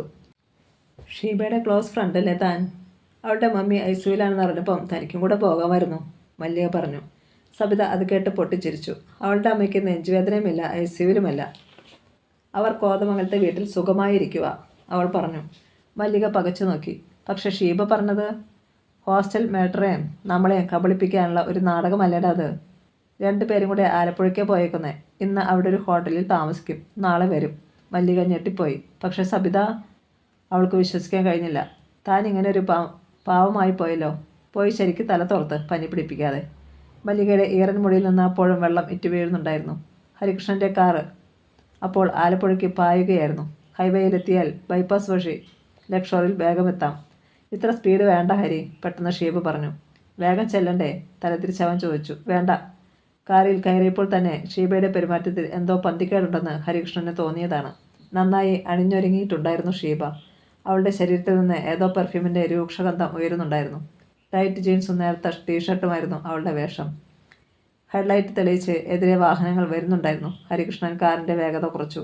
നമ്മൾ ലക്ഷോറിലേക്ക് പോകുന്നില്ല ഹരി. മമ്മിക്ക് സുഖമില്ലെന്ന് പറഞ്ഞത് വെറുതെയാണ്. പിന്നെ? ആശ്ചര്യത്തോടെ അവൻ അവളെ നോക്കി. നമ്മൾ ആലപ്പുഴയിൽ ചെന്ന് ഏതെങ്കിലും നല്ല ഒരു ഹോട്ടലിൽ റൂം എടുക്കുന്നു. എനിക്ക് ഹരിയോട് സീരിയസ് ആയി ചില കാര്യങ്ങൾ സംസാരിക്കാനുണ്ട്. സൈഡ് ചേർത്ത് അവൻ പെട്ടെന്ന് കാർ നിർത്തിയിട്ടു. എന്ത് കാര്യങ്ങൾ? ഷീബ പെട്ടെന്ന് അവൻ്റെ കയ്യിൽ മുറുകെ പിടിച്ചു. എനിക്ക് നിന്നെ വലിയ ഇഷ്ടമാണ്ടാ. എനിക്ക് നിന്നെ വേണം. കോതമംഗലത്തെ ഏറ്റവും വലിയ സർക്കാർ കോൺട്രാക്ടർ എൻ്റെ പപ്പ. മൂന്നാറിൽ 1000 ഏക്കർ തേയിലയുമുണ്ട്. നമുക്ക് കല്യാണം കഴിക്കാം ഹരി. നമ്മൾ തമ്മിലാണ് ചേരേണ്ടത്, ഷീബ ആവേശത്തോടെ പറഞ്ഞു. ഹരികൃഷ്ണൻ അവളുടെ മുഖത്തേക്ക് തുറച്ചു നോക്കി. കാറിൻ്റെ ടോപ്പ് ലൈറ്റിൻ്റെ വെളിച്ചത്തിൽ അവളുടെ കണ്ണുകളിലെ ദാഹത്തിൻ്റെ തിളക്കം അവൻ കണ്ടു. ഇത് പറയാനാണോ നീ ഇത്ര സാഹസം കാണിച്ചത്? വെറുതെ നിന്റെ മുഖത്ത് നോക്കി ഐ ലവ് യു എന്ന് പറയാൻ ഞാൻ ആഗ്രഹിക്കുന്നില്ല. എന്ത് ചെയ്താലും അതിലൊരു ത്രില്ല് വേണം എനിക്ക്. ത്രില്ലുണ്ടാക്കാനാണോ ഹോട്ടലിൽ റൂം എടുക്കാമെന്ന് നീ പറഞ്ഞത്? ഹരി, നിനക്ക് എന്നെ തരാൻ ഇപ്പോഴേ ഞാൻ തയ്യാറാണ്. അത് കേട്ട് അവനൊന്ന് പുഞ്ചിരിച്ചു. അതിന് നമ്മൾ ആലപ്പുഴ വരെ പോകേണ്ട കാര്യമില്ല മോളെ. ചങ്ങനാശ്ശേരിയിൽ തന്നെ പറ്റിയ സ്ഥലമുണ്ട്. ഒരു മിനിറ്റ്, ഞാനൊന്ന് വിളിച്ചു നോക്കട്ടെ. ഹരികൃഷ്ണൻ കാറിൽ നിന്നിറങ്ങി മൊബൈലിൽ ആരോടോ സംസാരിക്കാൻ തുടങ്ങി. ഷീബ പെട്ടെന്ന് മൊബൈലെടുത്ത് സബിതയെ വിളിച്ചു. സംഗതി പുരോഗമിക്കുകയാടി. മല്ലികയുണ്ടോ റൂമിൽ? ഉണ്ടടി. നീ ഇപ്പോൾ എവിടെയാണ്? നാളെ കാണുമ്പോൾ പറയാം. മല്ലികയോട് നീ പുള്ളി വിടാതെ കാര്യങ്ങൾ പറഞ്ഞില്ലേ? ഉവ്വ്. എങ്കിൽ നാളെ അത് ജ്യോതി അറിയും. അതുമാത്രമാണ് എൻ്റെ ഉദ്ദേശം. പെട്ടെന്ന് ഹരികൃഷ്ണൻ വന്നു. കാർ തിരിച്ച് ചങ്ങനാശ്ശേരിക്ക് ഓടി. നമ്മൾ എങ്ങോട്ടാണ് പോകുന്നത്? ഷീബ ചോദിച്ചു. പറയാം, സമാധാനപ്പെട്. ചങ്ങനാശ്ശേരി ടൗണിലെത്തിയപ്പോൾ മണി 8:30. ഫയർ സ്റ്റേഷൻ്റെ അടുത്തുള്ള ഒരു ഇരുനില വീടിൻ്റെ മുമ്പിൽ ചെന്ന് കാർ നിന്നു. ഇറങ്ങി വാ. സംശയത്തോടെ ഷീബ കാറിൽ നിന്നിറങ്ങി. ഹരികൃഷ്ണൻ ചെന്ന് കോളിംഗ് ബെല്ലടിച്ചു. അഭിഷേകാണ് വാതിൽ തുറന്നത്. അവനെ കണ്ട് ഷീബ ഞെട്ടി. ഹരികൃഷ്ണൻ അവളുടെ നേരെ തിരിഞ്ഞു. ഇന്നിനി ഹോസ്റ്റലിൽ ചെന്നാൽ അവിടെ കയറ്റത്തില്ലല്ലോ. അതുകൊണ്ട് ഇന്ന് നീ ഇവിടെ താമസിക്കുന്നു. അബിയുടെ ചേച്ചിയോട് ഞാൻ സംസാരിച്ചിട്ടുണ്ട്. നാളെ രാവിലെ ഇവിടുന്ന് ഹോസ്റ്റലിലേക്ക് പോയിക്കോളാം. ഷീബയുടെ മുഖം വിളറി. കൂടുതലൊന്നും പറയാതെ ഹരി കാറിൽ ചെന്ന് കയറി. ഹരികൃഷ്ണൻ അന്ന് ക്ലാസ്സിൽ വന്നപ്പോൾ ജ്യോതിയും മല്ലികയും സീറ്റിലുണ്ടായിരുന്നു. ഷീബ ഇതുവരെ വന്നിട്ടില്ല. ശബ്ദം താഴ്ത്തി മല്ലിക പറഞ്ഞു. ഉറക്കക്ഷീണം കാണും, അവജ്ഞയോടെ ജ്യോതി പറഞ്ഞു. എന്തായാലും അപാര ധൈര്യം തന്നെ. ആ കുട്ടിയുടെ വീട്ടിൽ ഇതൊക്കെ അറിഞ്ഞാൽ, മല്ലിക ഭീതിയോടെ പറഞ്ഞു. അവൻ പ്രലോഭിപ്പിച്ച് കൊണ്ടുപോയതായിരിക്കും മല്ലികയെ. അടുത്ത ഇര ഇനി ആരാണെന്ന് ആർക്കറിയാം? മനം പുരട്ടുന്നത് പോലെ തോന്നി ജ്യോതിക്ക്. അറിയാതെ എപ്പോഴോ അവൾ ഹരികൃഷ്ണൻ്റെ ഭാഗത്തേക്ക് ഒന്ന് നോക്കി. വിഷാദഭാവത്തിൽ അവൻ അവളെയും ഒന്ന് നോക്കി. ഹോ, എന്തൊരു അഭിനയം, അവൾ സ്വയം പറഞ്ഞു. പിറ്റേന്ന് വൈകുന്നേരം വാസുദേവ കൈമൾ വീട്ടിൽ വന്നു കഴിഞ്ഞപ്പോൾ അദ്ദേഹത്തിന് ഒരു ഫോൺ കോൾ വന്നു. രമേശൻ നായരാണ് സംസാരിച്ചത്. സംസാരം അവസാനിച്ചപ്പോൾ കൈമൾ പത്മാവതി ടീച്ചറെ ആഹ്ലാദത്തോടെ വിളിച്ചു. ടീച്ചറെ, ഏറ്റുമാനൂരെ പയ്യൻ്റെ ആലോചന തെറ്റിപ്പോയപ്പോൾ ഞാനെന്താ പറഞ്ഞത്? അതിലും മെച്ചമായ ഒരു ബന്ധമായിരിക്കും നമ്മുടെ മോൾക്ക് വേണ്ടി ദൈവം കണ്ടുവച്ചേക്കുന്നതല്ലേ. അതിനിപ്പോൾ എന്ത് സംഭവിച്ചു? ടീച്ചർ ചോദിച്ചു. ഞായറാഴ്ച ജ്യോതിയെ കാണാൻ ഒരു കൂട്ടർ വരുന്നു. ആരാണെന്നറിയാമോ? Chembassery nursing ഹോമിൻ്റെ ഉടമസ്ഥ doctor Sumathikuttiyamma. മകനു വേണ്ടിയിട്ടാ. ജ്യോതി അത് കേട്ട് ഞെട്ടി. സത്യമാണോ ചേച്ചി പറയുന്നത്? വിശ്വാസം വരാതെ ജ്യോതിയുടെ മുഖത്തേക്ക് സീമ നോക്കി. അതെ, നാളെ കഴിഞ്ഞ് മറ്റന്നാൾ ഞായറാഴ്ചയല്ലേ. അന്ന് അവരെന്നെ പെണ്ണ് കാണാൻ വരുന്നു. അമ്മയോട് അച്ഛൻ പറയുന്നത് ഞാൻ കേട്ടതല്ലേ, ജ്യോതി പറഞ്ഞു. ഹരികൃഷ്ണന് വേണ്ടി തന്നെയാണോ അവർ വരുന്നത്? എന്നിട്ടും സീമ ചോദിച്ചു. ഡോക്ടർ സുമതിക്കുട്ടിയമ്മയുടെ മകന് വേണ്ടിയിട്ടാണെന്നാ അച്ഛൻ പറഞ്ഞേ. ഡോക്ടർ സുമതിക്കുട്ടിയമ്മയ്ക്ക് ഒരു മകൻ മാത്രമേ ഉള്ളൂ, ആ വൃത്തികെട്ടവൻ. ജ്യോതിയുടെ വാക്കുകളിൽ അരിശം പതഞ്ഞു പൊങ്ങി. ചേച്ചിയോട് അമ്മ പറഞ്ഞോ ഇക്കാര്യം? പറഞ്ഞില്ല. വരട്ടെ, ഈ ആലോചന ഇവിടെ വെച്ച് നിർത്താൻ ഞാൻ പറയും. അങ്ങനെ പറയരുത് ചേച്ചി, ശാന്തമായ സ്വരത്തിൽ സീമ ഉപദേശിച്ചു. ആശ്ചര്യത്തോടെ ജ്യോതി അവളെ നോക്കി. നീ എന്താ മോളെ പറയുന്നേ? അവനെക്കുറിച്ച് ഞാൻ എല്ലാം പറഞ്ഞിട്ടില്ലേ? ഏറ്റവും പുതിയ സംഭവം കേൾക്കണോ? ഞങ്ങളുടെ ക്ലാസ്സിലെ ഷീബയെയും കൊണ്ട് അവൻ ആലപ്പുഴയ്ക്ക് പോയി. അവിടെ ഹോട്ടലിൽ റൂമെടുത്ത് താമസിച്ചിട്ട് പിറ്റേന്നാ വന്നത്. ചേച്ചി നേരിട്ട് കണ്ട കാര്യമൊന്നുമല്ലല്ലോ ഇത്. സീമ അത് വിശ്വസിക്കാൻ തയ്യാറായില്ല. എന്നോട് ഇഷ്ടമുണ്ടായിട്ടൊന്നുമല്ല അവനിപ്പോൾ എനിക്ക് കല്യാണം ആലോചിച്ച് വരുന്നത്. ഒന്നുകിൽ എന്നെ മയക്കിയെടുത്ത് അവൻ്റെ വലയിൽ വീഴ്ത്താൻ, അല്ലെങ്കിൽ കല്യാണം കഴിച്ചിട്ട് എന്നെ വഞ്ചിച്ച് പക വീട്ടാൻ. എനിക്ക് അവനെ വേണ്ടാന്ന് ഞാൻ അമ്മയോട് പറയാൻ പോവാം. സീമ പെട്ടെന്ന് അവളുടെ കയ്യിൽ ബലമായി പിടിച്ചു. അരുത് ചേച്ചി, എടുത്തു ചാടിയൊന്നും ചെയ്യരുത്. അവർ വരുമെന്ന് പറഞ്ഞു. അച്ഛൻ വരാനും പറഞ്ഞു. ഇനി വരണ്ട എന്നറിയിച്ച് അവരെ അപമാനിക്കരുത്. ഡോക്ടർ സുമതിക്കുട്ടിയമ്മ എല്ലാവർക്കും മതിപ്പുള്ള ഡോക്ടറാണെന്നാണ് ഞാൻ കേട്ടിട്ടുള്ളത്. അവർ നല്ല സ്ത്രീയായിരിക്കാം, പക്ഷേ അവൻ... ചേച്ചിയെ വന്ന് കണ്ടിട്ട് പോട്ടെ, പിന്നെ നമുക്ക് എന്തെങ്കിലും കാരണം പറഞ്ഞ് പിന്മാറാമല്ലോ, സീമ പറഞ്ഞു. മുളയിലെ നുള്ളുന്നതാണ് എളുപ്പം. പെട്ടെന്നാണ് പത്മാവതി ടീച്ചർ ജ്യോതിയുടെ മുറിയിലേക്ക് കയറി വന്നത്. പതിവിലേറെ പ്രസന്നവതിയായിരുന്നു ടീച്ചർ. കോളേജിൽ നിന്ന് വന്നിട്ട് ഡ്രസ്സ് പോലും മാറാതെ നീ ഇവിടെ ഇരിക്കുവാണോ സീമേ? നിനക്ക് ചായയൊന്നും വേണ്ടേ? അവളെ സ്നേഹപൂർവ്വം ടീച്ചർ കുറ്റപ്പെടുത്തി. സീമ വന്നപ്പോൾ തന്നെ പുതിയ വിശേഷം പറയാൻ അവളെ മുറിയിലേക്ക് വിളിച്ചു കയറ്റിയതാണ് ജ്യോതി. ചേച്ചിയോട് കോളേജിലെ വിശേഷങ്ങൾ പറഞ്ഞ് ഇരുന്ന് പോയതാണമ്മേ. ഞാനിതാ വരുന്നു. ചായ എടുത്തു വയ്ക്കേ. സീമ എഴുന്നേറ്റു. മോളെ, നിന്റെ കോളേജിൽ ഹരികൃഷ്ണൻ എന്നൊരു പയ്യൻ പഠിക്കുന്നുണ്ടോ? ജ്യോതിയുടെ നേരെ തിരിഞ്ഞ് പത്മാവതി ടീച്ചർ പെട്ടെന്ന് ചോദിച്ചു. ഉണ്ടമ്മേ. ചേച്ചിയുടെ ക്ലാസ്സിലാ, എനിക്കറിയാം. ചെമ്പശ്ശേരി നഴ്സിംഗ് ഹോം നടത്തുന്ന ഡോക്ടർ സുമതിക്കുട്ടിയമ്മയുടെ മോനല്ലേ? സീമയാണ് മറുപടി പറഞ്ഞത്. അത്ഭുതത്തോടെ ടീച്ചർ മൂക്കത്ത് വിരൽ വെച്ചു. അത് ശരി, അപ്പോൾ അതാണ് കാര്യം. തുറന്നു പറ മോളെ, നിങ്ങൾ രണ്ടുപേരും തമ്മിൽ ഇഷ്ടത്തിലാണോ? ജ്യോതിയോടാണ് ടീച്ചർ ചോദിച്ചത്. അല്ലമ്മേ, എനിക്ക് അവൾ നിഷേധത്തിൽ തുടങ്ങി. ബാക്കി പറയാൻ അമ്മ അവളെ അനുവദിച്ചില്ല. പറയാൻ നിനക്ക് മടി കാണും, എനിക്കറിയാം മോളെ. എന്തായാലും അച്ഛൻ വലിയ സന്തോഷത്തിലാണ്. ചെമ്പകശ്ശേരി കുടുംബവുമായി ഒരു ബന്ധം ആഗ്രഹിക്കാത്ത ആരാ ഈ നാട്ടിലുള്ളത്? നമ്മളെ സംബന്ധിച്ചിടത്തോളം അതിൽ പര അഭിമാനകരമായ വേറൊരു ബന്ധവും കിട്ടത്തില്ല. ലക്ഷ്മി ദേവി നിന്നെ അന്വേഷിച്ച് വന്നിരിക്കുകയാ മോളെ. മനസ്സിലുള്ളത് പറയാൻ ജ്യോതിക്ക് കഴിഞ്ഞില്ല. ജാതകം കൂടി ചേരണേ എന്ന ഇപ്പോഴെൻ്റെ പ്രാർത്ഥന. എങ്കിൽ 1-2 മാസത്തിനുള്ളിൽ കല്യാണം നടത്താമായിരുന്നെന്ന അച്ഛൻ പറഞ്ഞേ. ടീച്ചർ മുറിയിൽ നിന്നിറങ്ങിപ്പോയപ്പോൾ ജ്യോതിയും സീമയും പരസ്പരം നോക്കി. വരട്ടെ, ഞാനൊരു വഴി കണ്ടിട്ടുണ്ട്, ജ്യോതി പറഞ്ഞു. എന്തു വഴി? ഇപ്പോൾ പറയത്തില്ല. നിവൃത്തിയില്ലാതെ വന്നാൽ ഞാനത് പ്രയോഗിക്കാം. ജ്യോതി പുഞ്ചിരിച്ചു. ആ പുഞ്ചിരിയുടെ അർത്ഥം സീമയ്ക്ക് മനസ്സിലായില്ല. അലമാര തുറന്ന് രമേശൻ നായർ വിസ്കി എടുത്ത് മേശപ്പുറത്ത് വെച്ചു. അത്താഴത്തിന് മുമ്പ് 2 ലാർജ്, അത് പതിവാണ്. ബാത്റൂമിൽ ചെന്ന് ഗ്ലാസ് കഴുകുമ്പോഴാണ് വാതിലിൽ ആരോ മുട്ടുന്ന ശബ്ദം രമേശൻ നായർ കേട്ടത്.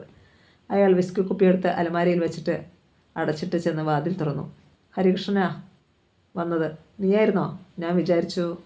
രമേശൻ നായർ വീണ്ടും അലമാര തുറന്ന് വിസ്കി കുപ്പിയെടുത്തു. ഹരികൃഷ്ണൻ മുറിയിലേക്ക് കയറി. എനിക്ക് അങ്ങോട്ട് വിശ്വാസം വരുന്നില്ല കുഞ്ഞമാവ. ജ്യോതിയുടെ കാര്യം അമ്മ സമ്മതിച്ചോ? അന്ന് 3ാമത്തെ തവണയാണ് അക്കാര്യം അവൻ അയാളോട് ചോദിക്കുന്നത്. നിന്നെ കൊണ്ട് ഞാൻ തോറ്റു. മനുഷ്യർക്ക് സ്വൈരം തരില്ലെന്ന് വെച്ചാൽ വലിയ കഷ്ടമാ ഹരി. ഞായറാഴ്ച നമ്മളവളെ പെണ്ണ് കാണാൻ പോകുന്നു. അക്കാര്യം ഞാൻ മിസ്റ്റർ വാസുദേവ കൈമളോട് വിളിച്ച് പറഞ്ഞു കഴിഞ്ഞു. താങ്ക്സ് കുഞ്ഞമാവ. ഈ ഉപകാരം ഞാൻ ഒരിക്കലും മറക്കത്തില്ല. കുഞ്ഞമാവൻ എന്ത് ചോദിച്ചാലും ഞാനത് ചെയ്തു തരും. തൽക്കാലം മോൻ പോ. ആവശ്യം വരട്ടെ, അന്നേരം ചോദിക്കാം. ഒരു മൂളിപ്പാട്ടുമായിട്ടാണ് ഹരികൃഷ്ണൻ മുറിയിൽ നിന്ന് ഇറങ്ങിപ്പോയത്. വിസ്കി അല്പാൽപ്പം അകത്താക്കിക്കൊണ്ട് രമേശൻ നായർ കണ്ണുകളടച്ച് ചാരിയിരുന്നു. അയാൾക്കപ്പോൾ സുഹാസിനിയെക്കുറിച്ച് ഓർമ്മ വന്നു. 7 വർഷത്തോളം നീണ്ടുനിന്ന പ്രേമബന്ധമായിരുന്നു അത്. പക്ഷേ ഇപ്പോൾ ആർമിയിൽ മേജറോ മറ്റോ ആണ് അവളുടെ ഭർത്താവ്. രമേശൻ നായർക്ക് 32 വയസ്സ് കഴിഞ്ഞു. ഇപ്പോഴും അവിവാഹിതനായി കഴിയുന്നത് സുഹാസിനിയെ മറക്കാനാവാത്തത് കൊണ്ടാണ്. 2 ലാർജ് കഴിഞ്ഞപ്പോൾ അയാൾ മുറിയിൽ നിന്നിറങ്ങി ഡ്രോയിങ് റൂമിലേക്ക് ചെന്നു. അപ്പോൾ TV-യിൽ ന്യൂസ് കണ്ടുകൊണ്ട് സുമതികുട്ടിയമ്മ അവിടെ ഇരിക്കുന്നുണ്ടായിരുന്നു. നീ വരാൻ നോക്കിയിരിക്കായിരുന്നു ഞാൻ. ഇവിടെ ഇരിക്കേ, അയാളെ കണ്ട് അവർ പറഞ്ഞു. എതിർവശത്തുള്ള സോഫയിൽ അയാൾ ഇരുന്നു. എന്താ ചേച്ചി? ഹരിക്ക് നല്ലൊരു പ്രൊപ്പോസൽ വന്നിട്ടുണ്ട്. ആലോചിച്ച് നോക്കിയപ്പം എല്ലാം കൊണ്ടും നമുക്ക് യോജിച്ച ഒരു ബന്ധമായിരിക്കും അത്, സുമതികുട്ടിയമ്മ പറഞ്ഞു. രമേശൻ നായർക്ക് സംശയമായി. ഏത് പ്രൊപ്പോസലിൻ്റെ കാര്യമാണ് ചേച്ചി പറയുന്നത്? കോട്ടയത്ത് എൻ്റെ കൂടെ MBBS-ന് പഠിച്ച ഒരു സ്നേഹ പ്രഭയുണ്ടടാ. അവളിപ്പം കണ്ണൂരിൽ ഗൈനക്കോളജിസ്റ്റാണ്. അവളുടെ മോൾ വെല്ലൂരിൽ MBBS ഫൈനൽ ഇയറിന് പഠിക്കുക. നല്ല കുട്ടിയാ, ഞാനവളെ കണ്ടിട്ടുണ്ട്, ഉത്സാഹത്തോടെ അവർ പറഞ്ഞു. പക്ഷേ ചേച്ചി, ഹരിയെ സ്നേഹപ്രഭയും കണ്ടിട്ടുണ്ട്. ഇന്ന് അവളുടെ ഫോൺ വന്നു. എൻ്റെ മോളെ തന്നേക്കട്ടെ എന്ന് അവൾ ചോദിച്ചു. എൻ്റെ കാലം കഴിഞ്ഞാൽ ചെമ്പകശ്ശേരി നഴ്സിംഗ് ഹോം നടത്തിക്കൊണ്ടു പോകാൻ കുടുംബത്ത് ഒരു ഡോക്ടർ വേണ്ടയോ? ഹരിക്ക് സ്നേഹപ്രഭയുടെ മോൾ അഞ്ജലി മതി. പക്ഷേ വാസുദേവ കൈമളുടെ മോൾ ജ്യോതിയെ കാണാൻ നമ്മൾ ഞായറാഴ്ച ചെല്ലാമെന്ന് പറഞ്ഞിട്ടുണ്ടല്ലോ ചേച്ചി, രമേശൻ നായർ ഓർമ്മിപ്പിച്ചു. അത് സാരമില്ല, എന്തെങ്കിലും അസൗകര്യം പറഞ്ഞ് അതങ്ങ് ഒഴിവാക്കിയേര്, സുമതികുട്ടിയമ്മ പറഞ്ഞു. അത് കേട്ടുകൊണ്ടാണ് ഹരികൃഷ്ണൻ അവിടേക്ക് വന്നത്. അങ്ങനെ അതങ്ങ് ഒഴിവാക്കാൻ പറ്റത്തില്ല. ഞാൻ ഇഷ്ടപ്പെടുന്ന പെണ്ണ ജ്യോതി. അവളെ മാത്രമേ ഞാൻ കല്യാണം കഴിക്കൂ, ഹരികൃഷ്ണൻ പറഞ്ഞു. ശാന്തസ്വരത്തിലാണ് അവൻ പറഞ്ഞതെങ്കിലും ഇളക്കമില്ലാത്ത തീരുമാനമാണതെന്ന് സുമതികുട്ടിയമ്മയ്ക്കും രമേശൻ നായർക്കും ബോധ്യപ്പെട്ടു. അല്പമൊന്ന് താഴ്ന്നതാണ് നല്ലതെന്ന് സുമതികുട്ടിയമ്മയ്ക്ക് തോന്നി. ഹരി, പക്വതയില്ലാത്ത മനസ്സാണ് നിൻ്റേത്. അതുകൊണ്ടാണ് നീ ഇങ്ങനെയൊക്കെ പറയുന്നത്. സ്നേഹം വേറെ, ജീവിതം വേറെ. ജീവിതമാണ് പ്രധാനം, അവർ പറഞ്ഞു. സ്നേഹമില്ലാത്ത ജീവിതം കൊണ്ട് എന്ത് പ്രയോജനമേ? അത് കേട്ടപ്പോൾ അവർക്ക് വല്ലാതെ അരിശം വന്നു. നീ എന്നെ പഠിപ്പിക്കുകയാണോ? അല്ലമ്മേ, ഒരു സത്യം ഓർമ്മിപ്പിച്ചെന്നേ ഉള്ളൂ. ജ്യോതിയെ കല്യാണം കഴിക്കാൻ സാധിച്ചില്ലെങ്കിൽ ഈ ജീവിതത്തിൽ എനിക്കിനി വേറെ കല്യാണമില്ല. ഇത് സത്യം. ഹരികൃഷ്ണൻ പിന്നെ അവിടെ നിന്നില്ല. അവൻ ചെന്ന് മുറിയിൽ കയറി വാതിലടച്ചു. സുമതികുട്ടിയമ്മ പകച്ചു നോക്കി നിന്നു. അവനെ വെറുതെ വാശി പിടിപ്പിക്കേണ്ടായിരുന്നു, രമേശൻ നായർ പറഞ്ഞു. ഒരക്ഷരം പോലും പറയാതെ അവർ തിരിഞ്ഞു നടന്നു. ഹരികൃഷ്ണനും സുമതികുട്ടിയമ്മയും അന്ന് അത്താഴം കഴിച്ചില്ല. നേരം വെളുത്തപ്പോൾ രമേശൻ നായരുടെ വാതിലിൽ സുമതികുട്ടിയമ്മ മുട്ടി വിളിച്ചു. ഞാനായിട്ട് ആർക്കും തടസ്സം നിൽക്കുന്നില്ല. പക്ഷെ ഒരു കാര്യം, ആ പെണ്ണിനെ എനിക്ക് കൂടെ ഇഷ്ടപ്പെട്ടാൽ മാത്രമേ ഞാനിത് സമ്മതിക്കൂ. നാളെ നമ്മൾ 2 പേരും കൂടി പോകുന്നു. അവൻ വരണ്ട. അതുമതി ചേച്ചി. അയാൾ അക്കാര്യം ഹരികൃഷ്ണനെ അറിയിച്ചു. അമ്മയ്ക്ക് അവളെ ഇഷ്ടപ്പെടും കുഞ്ഞമാവ. അവന് ശുഭാപ്തി വിശ്വാസമുണ്ടായിരുന്നു. പിറ്റേന്ന് രാവിലെ സുമതികുട്ടിയമ്മയുടെ കാറിൽ അവർ ജ്യോതിയുടെ വീട്ടിലേക്ക് പുറപ്പെട്ടു. രമേശൻ നായരാണ് കാർ ഓടിച്ചത്. നന്ദനത്ത് ഗേറ്റ് കടന്ന് കാർ ചെന്നപ്പോൾ വാസുദേവ കൈമൾ പൂമുഖത്ത് കാത്തിരിക്കുന്നുണ്ടായിരുന്നു. കാറിൽ നിന്നിറങ്ങിയ സുമതികുട്ടിയമ്മയെയും രമേശൻ നായരെയും അദ്ദേഹം ഹൃദയപൂർവ്വം സ്വീകരിച്ചു. പക്ഷേ കൈമളുടെ കണ്ണുകൾ ഹരികൃഷ്ണന് വേണ്ടി കാറിൽ തെരഞ്ഞു. രമേശൻ നായർക്ക് അത് മനസ്സിലായി. ഹരി വന്നില്ല, അവൻ പിന്നെ വരും. 3 പേർ ഒരു വഴിക്ക് പോകുന്നത് ശരിയല്ലെന്നാണല്ലോ വൈപ്പ്, അയാൾ പറഞ്ഞു. അത് നേരാണ്. കൈമൾക്ക് നേരിയ നിരാശ തോന്നിയെങ്കിലും അദ്ദേഹം പുഞ്ചിരിച്ചു. മുറ്റത്ത് നിന്നുകൊണ്ട് സുമതികുട്ടിയമ്മ ചുറ്റും ഒന്ന് നോക്കി. പഴയതെങ്കിലും ഐശ്വര്യമുള്ള തറവാടാണ്. വൃത്തിയും വെടുപ്പുമുള്ള വിശാലമായ മുറ്റം, തുളസിത്തറ, തെച്ചി, മന്ദാരം, പിച്ചകം, കൂവളം. ഞാൻ രമേശൻ, ഹരിയുടെ കുഞ്ഞമ്മാവനാ. ഇത് അവൻ്റെ അമ്മ. രമേശൻ നായർ പരിചയപ്പെടുത്താൻ തുടങ്ങി. ഡോക്ടറെ അറിയാത്ത ആരുണ്ട് ഈ നാട്ടിൽ? ഞാൻ പലതവണ ഹോസ്പിറ്റലിൽ വന്നിട്ടുണ്ട്, ബന്ധുക്കളും പരിചയക്കാരുമായ രോഗികളെ കാണാൻ, കൈമൾ പറഞ്ഞു. ജനല തിരശ്ശേരിക്ക് പിന്നിൽ നിന്നുകൊണ്ട് സീമ ആ കാഴ്ച കാണുന്നുണ്ടായിരുന്നു. കസവ് കരയുള്ള സാരിയായിരുന്നു സുമതികുട്ടിയമ്മയുടെ വേഷം. പാൻസും ഷർട്ടുമായിരുന്നു രമേശൻ നായർ ധരിച്ചിരുന്നത്. ഹരികൃഷ്ണനെ അവൾ കണ്ടില്ല. അവൾ ഓടി ജ്യോതിയുടെ അടുത്തേക്ക് ചെന്നു. കഥാനായകൻ വന്നിട്ടില്ല, ഉറപ്പാ? സംശയത്തോടെ അവൾ ചോദിച്ചു. വന്നിട്ടില്ല ചേച്ചി. അപ്പോൾ അതിൽ എന്തോ ഉണ്ട്. കല്യാണം ആലോചിച്ച് ഇവിടെ വന്നാൽ ഞാൻ ആട്ടിയിറക്കുമോ എന്ന് അവന് പേടി കാണും, പരിഹാസത്തോടെ ജ്യോതി പറഞ്ഞു. അതെന്തുമാകട്ടെ, വീട്ടിൽ വരുന്നവരെ നമ്മൾ അപമാനിച്ച് അയക്കരുത്. അച്ഛൻ്റെ അഭിമാനമോ വലുത്, മനസ്സിലായില്ലേ? ജ്യോതി മെല്ലെ തലകുലുക്കി. സ്വീകരണ മുറിയിലിരുന്ന് സംസാരിക്കുകയായിരുന്നു അപ്പോൾ വാസുദേവ കൈമളും സുമതികുട്ടിയമ്മയും രമേശൻ നായരും. പത്മാവതി ടീച്ചറും ഉണ്ടായിരുന്നു അവിടെ. ഞങ്ങളിപ്പോൾ വന്നത് പെൺകുട്ടിയൊന്ന് കണ്ടിട്ട് പോകാനാ. ജാതകവും തരണം. എല്ലാം ഒത്തു വന്നാൽ ബാക്കി കാര്യങ്ങൾ ആലോചിക്കാം. രമേശൻ നായരാണ് അത് പറഞ്ഞത്. അതിനെന്താ, നമുക്ക് അപ്പുറത്തോട്ടിരുന്ന് ചായ കുടിച്ചുകൊണ്ട് സംസാരിക്കാമല്ലോ, പത്മാവതി ടീച്ചർ പറഞ്ഞു. ചായ മാത്രം മതി, അതിങ്ങോട്ട് തന്നാട്ടെ. അധികം സംസാരിച്ചിരുന്ന് നേരം കളയാതെ എത്രയും വേഗം തിരിച്ചു പോകണമെന്നായിരുന്നു സുമതികുട്ടിയമ്മയ്ക്ക്. പത്മാവതി ടീച്ചർ അകത്തേക്ക് പോയി. ഇത്ര ചെറുപ്പത്തിലെ ഹരിയെ കൊണ്ട് കല്യാണം കഴിപ്പിക്കണമെന്ന് എനിക്ക് വിചാരമില്ലായിരുന്നു. പക്ഷേ അവൻ വന്ന് ഒരാഗ്രഹം പറഞ്ഞപ്പോൾ. സുമതികുട്ടിയമ്മ പറഞ്ഞത് കേട്ട് കൈമൾ തലകുലുക്കി. കഴിഞ്ഞ പരീക്ഷയ്ക്ക് ജ്യോതി യൂണിവേഴ്സിറ്റിയിൽ റാങ്ക് മേടിച്ച പാസ്സായത്. സിവിൽ സർവീസിന് എഴുതണമെന്ന് അവൾക്ക് ആഗ്രഹമുണ്ട്. പക്ഷേ ഒരു റിസ്ക് എടുക്കാൻ ഞാൻ തയ്യാറല്ല, അതുകൊണ്ടാണ്, കൈമൾ സ്വയം ന്യായീകരിച്ചു. വിവാഹം കഴിഞ്ഞാലും പഠിത്തവും പരീക്ഷയുമൊക്കെ ആകാമല്ലോ, രമേശൻ നായർ പറഞ്ഞു.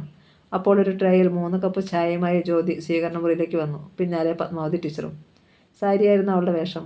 ആദ്യ നോട്ടത്തിൽ തന്നെ സുമതികുട്ടിയമ്മ അവളെ ശരിക്കും ശ്രദ്ധിച്ചു. തുമ്പ് കെട്ടിയിട്ട സമൃദ്ധമായ മുടി, കാതുകളിൽ കുടഞ്ഞാത്ത്, സൗമ്യമായ മുഖം, നിഷ്കളങ്കമായ വലിയ കണ്ണുകൾ, ഐശ്വര്യമുള്ള മൂക്ക്. സുമതികുട്ടിയമ്മയുടെ മുമ്പിലേക്കാണ് അവൾ ചായയുമായി ആദ്യം ചെന്നത്. ചായ അല്പമൊന്ന് കുഞ്ഞ്, ജ്യോതി പറഞ്ഞു. പുഞ്ചിരിയോടെ അവർ ഒരു കപ്പ് ചായ എടുത്തു. പിച്ചിപ്പൂവിൻ്റെ ഒരു നേർത്ത ഗന്ധം അവൾക്കപ്പോൾ അനുഭവപ്പെട്ടു. 30 വർഷം പിന്നിലേക്ക് ഒറ്റ നിമിഷം കൊണ്ട് അവരുടെ മനസ്സൊന്ന് കുതിച്ചു. അവർ ജനിച്ചു വളർന്ന ശ്രീലകം തറവാട്ടിൽ വലിയ ഒരു പിച്ചക വലിയുണ്ടായിരുന്നു. രമേശൻ നായർക്കും വാസുദേവ കൈമൾക്കുമാണ് ജ്യോതി പിന്നെ ചായ കൊടുത്തത്. പിന്നെ അവൾ എന്ത് ചെയ്യണമെന്നറിയാതെ അമ്മയുടെ അടുത്ത് വന്നു നിന്നു. സുമതികുട്ടിയമ്മയുടെ കണ്ണുകൾ അപ്പോഴും അവളെ ഒഴിയുകയായിരുന്നു. ഉരുണ്ട നീണ്ട കൈത്തണ്ടകൾ, പവൻ നിറം, ആവശ്യത്തിന് പൊക്കവും വണ്ണവും, ഒരു നർത്തകിയുടേതുപോലെ ഒതുങ്ങിയ അരക്കെട്ട്. ചായ ഒന്ന് മുത്തിയിട്ട് സുമതികുട്ടിയമ്മ പെട്ടെന്ന് എഴുന്നേറ്റു. എനിക്ക് മോളോടൊന്ന് സംസാരിക്കണം. ജ്യോതി പെട്ടെന്ന് അച്ഛനെ ഒന്ന് നോക്കി. അനുവാദം കൊടുക്കുന്ന പോലെ കൈമൾ തല ഒന്ന് ചലിപ്പിച്ചു. ജ്യോതി വരൂ. ജ്യോതിയുടെ കൈ പിടിച്ചുകൊണ്ട് സുമതികുട്ടിയമ്മ പുറത്തേക്കാണ് ഇറങ്ങിയത്. അവർ തുളസിത്തറയുടെ അടുത്ത് ചെന്ന് നിന്നു. നിങ്ങൾ തമ്മിൽ സ്നേഹത്തിലാണോ? സുമതികുട്ടിയമ്മ ചോദിച്ചു. എനിക്ക് അവനെ വെറുപ്പാണെന്ന് ഉച്ചത്തിൽ വിളിച്ചു പറയാൻ തോന്നി ജ്യോതിക്ക്. പക്ഷേ സ്നേഹസമ്പന്നയായ ആ അമ്മയുടെ മുഖത്ത് നോക്കി അവൾക്കത് പറയാൻ കഴിഞ്ഞില്ല. അല്ല, മുഖം കുനിച്ച് അവൾ പറഞ്ഞു. ആണെങ്കിലും എന്നോട് പറയാൻ മടി കാണും. ഹരിയെ എനിക്ക് നന്നായിട്ടറിയാം. അവന് ഒരിക്കലും തെറ്റ് പറ്റുകയില്ല. പക്ഷേ മോളുടെ കാര്യം വന്ന് പറഞ്ഞപ്പോൾ അവന് അബദ്ധം പറ്റിയോ എന്ന് ഞാനൊന്ന് സംശയിക്കാതിരുന്നില്ല.